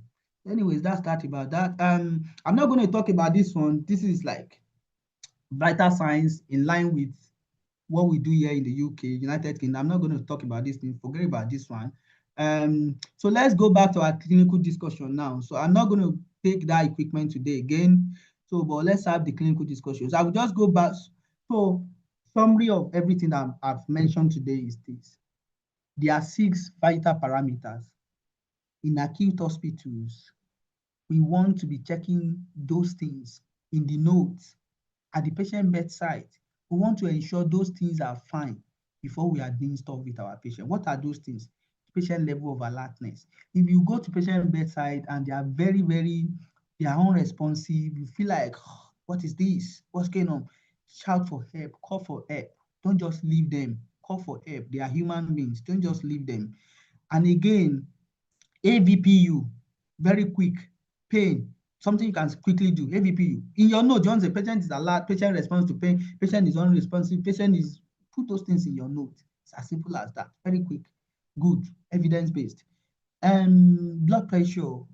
We want the blood pressure for physio range now. Physio range, 90 by 60, 95 by 65, 140 by 90. We want to keep that range. If I want to go outside that range, it could be maybe you are working on a stroke ward. You are seeing acute stroke patient, or you are seeing an elderly patient that their blood pressure are normally high. Have you spoke with the medical team? Are the medical team also happy? You can see them if everybody is happy and you are also happy as a physio. And the presentations is also fine. You can see them, if that makes sense. If you are seeing patient that, and again, we talk about the concept of lying, sitting, and standing blood pressure as well. Be checking those things. And let's say you get somebody from lying to sitting. What do you want to try with them? Tapping, toe tapping, fluid distractions, all those things, and rechecking and getting feedback from your patient. And again, we'll mention heart rate. Heart rate is also very important. If heart rate is too high, somebody can get blood clots. Somebody can die of cardiac arrest. Check their their drug medication. And a lot of things can also be driving that. It could be pain, it could be dehydration, it could be anxiety. Check those things. Check if something is something you can use your soft skills to even solve.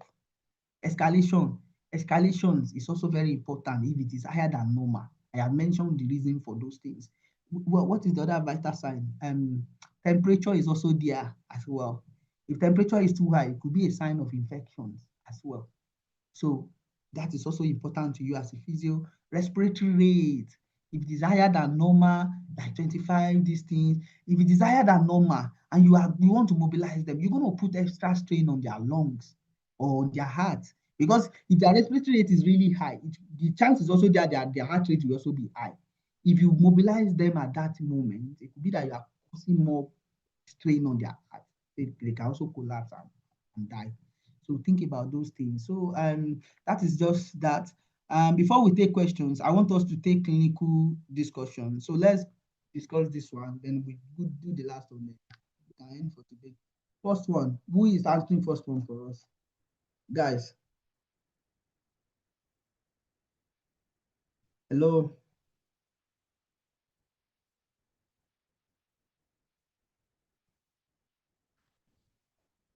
So somebody had discussion for AVPU.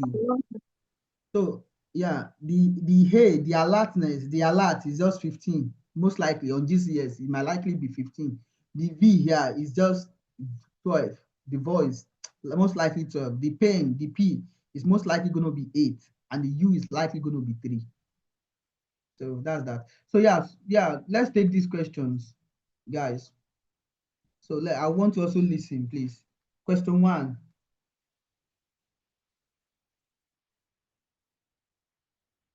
Question 1. Pop in your questions. I'm reading. I'm popping the answers. And yeah, hello, sir. Hello, ma. Okay. Can you hear me, sir? Yeah, yes, ma. Yes. For this patient, the pH is high and the VO2 is low.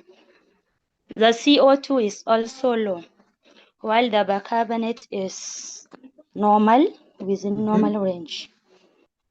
and the heart rate is high. So there is respiratory alkalosis, and high heart rate can be due to pain from the surgery. And it is one day after surgery. So I will talk to the medical team. I will not talk to the patient. Okay. Okay. Thank you very much. Good stuff. Lovely stuff. Yeah, guys, what do we think? Few more response. Okay, Yeah. good evening, sir. Yeah, good evening, Ma. Okay, first thing I would be focusing on the oxygen, on the oxygen level. This patient is on 21%, and the normal range is between 10 to 14 for room temperature. So for this patient to be having a low oxygen percent while on 21% oxygen, it's not normal. So I would want to increase the supply, like the level of supply for oxygen, for the oxygen level to come up. And then for the pH that is a bit high and the heart rate, I would relate that to the surgery, maybe due to pain and some other medications that were given to the patient. So my main focus would be on the oxygen to escalate so that we could have more oxygen delivery to the body tissues. Thank you, sir. Thank you very much. Thank you very much. Great response. Interesting stuff. Thank you very much. Thank you. Can we get more people to speak? Because this is just clinical listening discussion now.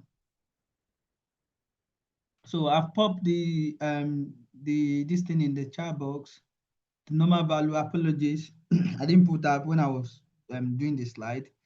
The PO2 is 10 to 14, the pH 7.35 to 7.45, CO2 4.5 to 6, the bicarb 22 to 26. Yeah. Hands is up. I don't know if it's Mr. or Mrs. Goodness now. Oh, yeah, the answer stand. I think it's just spoke now. All right. Yeah, let's get people to speak up.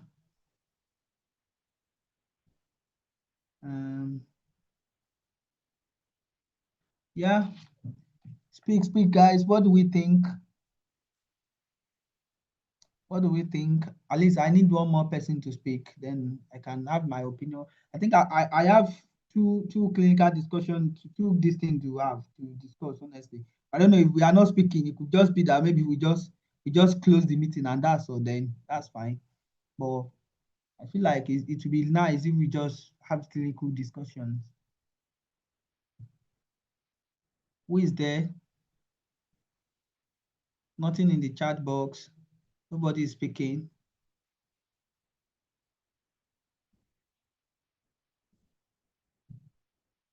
Yeah, one more person. Okay, then that's all right. So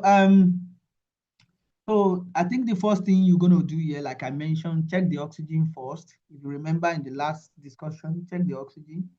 So this person is currently having 7 kilopal. The partial pressure of oxygen is 7, and they are using 21 to breathe 7. Is that okay? How do I know roughly? Like I mentioned, 21 minus 10. Like they are using 21 to breathe 7. I have explained all these things before. Ideally, they are on room here at the moment. They are not on any oxygen at the moment. They are on, of course, you and I will use 21 as well. So now, so ideally, they should be around 10 to 14, their normal range, but now they are on 10, which shows their oxygen level is down in their blood, their plasma. Okay, now, next thing, look at pH. The pH 7.49. The normal should be, this is slightly above normal here, because the normal is 7.35 to 45, but this is 4.7. This is slightly above normal. So what drives this? What drives this pH? What is making this pH to be going up?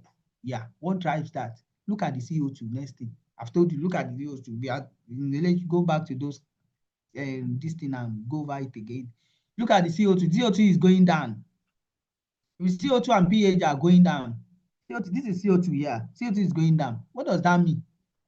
So it means that the reason why the pH is going up is because the CO2 is coming down. Okay, let's make this thing practical. Cholecystectomy. This person has gone gallbladder surgery. Day one after gallbladder, you are going to see them. They might likely be in pain for the surgery. They might even be anxious again for no reasons. Now, complications of surgery can also set in as well. They might have pleural effusion, they might have pee, they might have anything, all those things. So now, at the moment, yeah, that is likely what might be happening to this, and they might be fine as well. It does not mean when somebody does surgery, you have to have all this more. Now, but now this person is not fine, yeah. So what's happened to the pH here? This pH is going high, and the CO2 is going down. The CO2 going down, what does that mean? It means that this patient are breathing very fast. They are breathing fast. They are breathing. What's your class? That is what happens here, and that is where their pH is going up. But the point why I actually put this thing there, I have explained the ABG last time, all those things. But why I actually put this thing is because of the heart rate here. In this situation here, what do you want to do? The oxygen is low. What do you want to do at their bedside? Pop them on oxygen, blast them oxygen, start bringing it up. Okay, what could be driving the pH? Somebody that does this surgery, their oxygen is low. Their heart rate is going high, 125. You don't want to do physio with them. You want to start thinking, what could be causing this thing for them? What could be causing this thing? The heart rate is going high. Could it be that maybe they've got PE? Could it be that? You start connecting those things together. Because in PE, what you see generally is maybe heart rate going up, maybe blood pressure, maybe oxygen coming down, things like that. And the next thing you see is before they even start saying, oh, go and do scan, go and do this, they might first of all do their ECG. There might be a change in the ECG. After that, if depending on what the ECG is saying, they might say, okay, yeah, let's go do what's it called now? Let's go do CTPA to rule out PE. So think about that. It's just, I'm much more interested in the connecting the parameters together. Connecting those parameters, put it in the context of the patient. Let's look at the question, second question. You are working on a medical ward.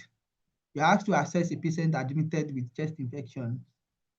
They have background of atrial fibrillation. At the bedside there, you are at their bedside now.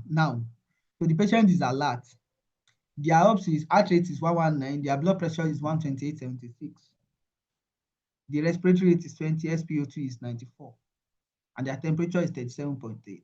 They are reporting mild dyspnea, but no chest pain, dizziness, or palpitations.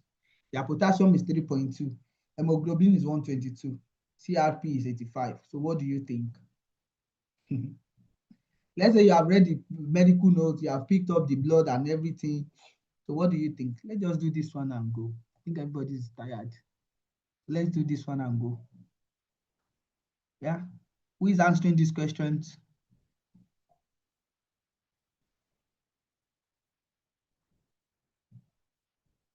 If we are not answering, I will assume that maybe we are tired. Maybe I'll just get questions. We can do maybe questions later on. Yeah.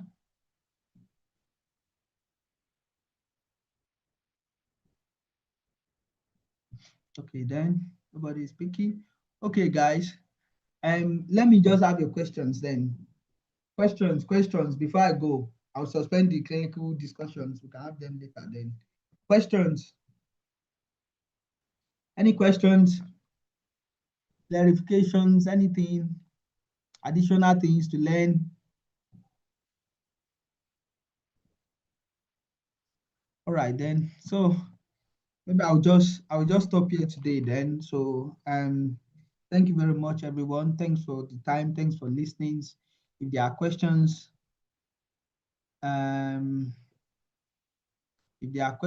you can pop them in the chat box. I'm also on the WhatsApp page. I'm more than happy to answer them.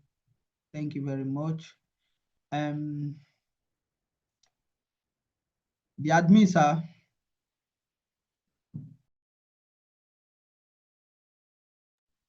Admin.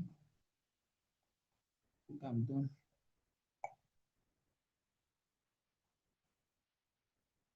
All right, thank you guys.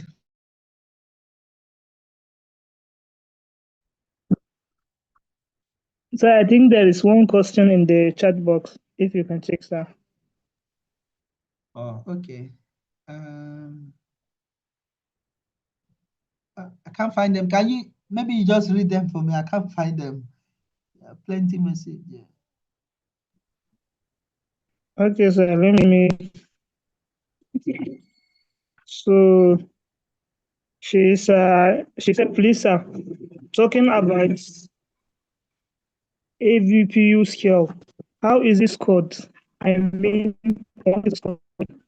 That's from Peter Sadiq. Okay. Yeah, thank you very much. I think I've tried to answer that actually. So this call is just, I don't want to, I'm tired now, but I don't want to leverage on that. This call is just, it's just like a quick way of actually assessing patient acute level of consciousness rather than having to be going with GCS. And again, the thing is this, what really important is just checking somebody's presentations and checking, do I need to escalate? Do I not need to escalate?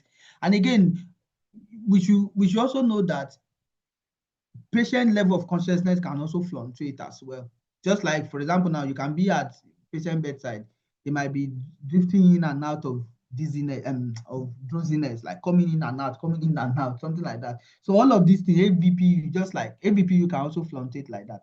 So the scoring system, why, like I mentioned, A is just alertness. Alertness, patient is likely to be 50, like opening their eyes for no reasons. They should be able to, like, all things being equal, they should be able to verbalize, they should be able to open command. They are likely, I understand that somebody can be alert and maybe now they are struggling to speak. It could be something else. But again, you need to find out, is he new? Is he old? Don't forget, these scales are not used for chronic stuff. I don't know if I'm answering this question. They are not used for chronic stuff. Because sometimes now, if I go to the bedside and let's say somebody is struggling to communicate with me, or they are struggling to follow instructions, or they are struggling to communicate, for example, it could be maybe they've got a stroke in the past, maybe they've got, what do you call it now? Expressive aphasia or something. That does not still mean, that does not really significantly impact their readings on GCS, even if I'm doing GCS, because I know that is their baseline. I am not worried. I'm not worried in that regard, if that makes sense. So generally, the hair will be around 15. The voice will be something around 12. The pain will be 8. The unresponsiveness is likely to be 3. If you want me to break it down to link it up to make it clearer, maybe I'm tired now. Maybe in the next class I can quickly do that. We can pick up, we can do some of this clinical case scenario with it as well. That will explain better if you really want me to go in depth with that. But generally, everyone is fine if you just do AV. There is another thing somebody people can also include to that, which is C. Like, you know, it's AVPU. Somebody can put ACVPU. The C is the confusion now. It's for confusion. But generally, we use that if I'm doing respiratory assessment. If I'm doing respiratory assessment for a patient at the bedside, I want to document in their. Don't worry about that for now. About maybe on their neuro components now. I might just say, oh, are they alert? Are they confused? Are they respond to voice, pain, or responsive? What I'm saying in real sense, you can also find confusion with that as well. But it's fine. If I go to the best and somebody is confused, just say confused. My patient is confused, disoriented. Just if it is new and do, or you can do, then if you are saying they are confused, what have you done with them? What assessment tools have you used to establish that they are confused? Copy the, oh, for MT, day, month, city, year, they score, they are wrong in everything. That's why you are saying they are confused. That's fine. Is it new or old? Find out, is it new or old? If it is old, no worries. We don't have to worry with them. But if it is new, we need to be worried because it could be pain that is driving that. It could be new environment, it could be dehydration, it could be medication. We need to be worried. We need to be involved. We need to get medical team involved. If it is infection, to to give them right antibiotic. We need to get our OTs to be seeing them as well for cognitive function, so these kind of things. So that's that. I don't know if we have a few more questions.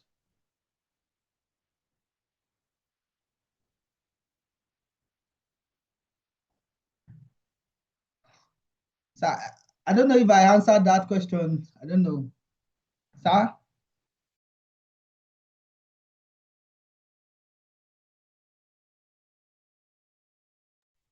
Hello, sir. Hello, sir. I don't think we have any other questions. I don't know from the audience, from the participants, sorry, whether we have any other question. If there's any question, I think you can raise up your hand and ask your question.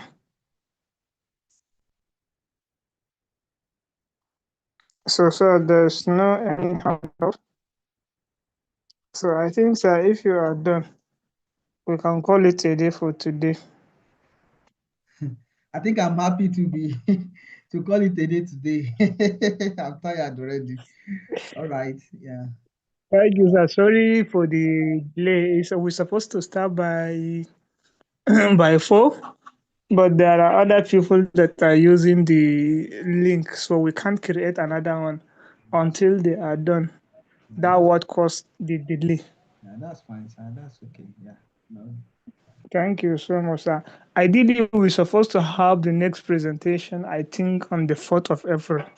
But because of the Easter break, the workshop has been shifted. So I'll post the new date. I can't remember the new date actually, but I can't remember. I will So, post it on the group. yeah, yeah. Thank you so much. I really appreciate your time, support, energy. We are very, very grateful, sir. Thank you very much for having me as well, for the opportunity. Yeah. Thank you very much. It's a pleasure, sir.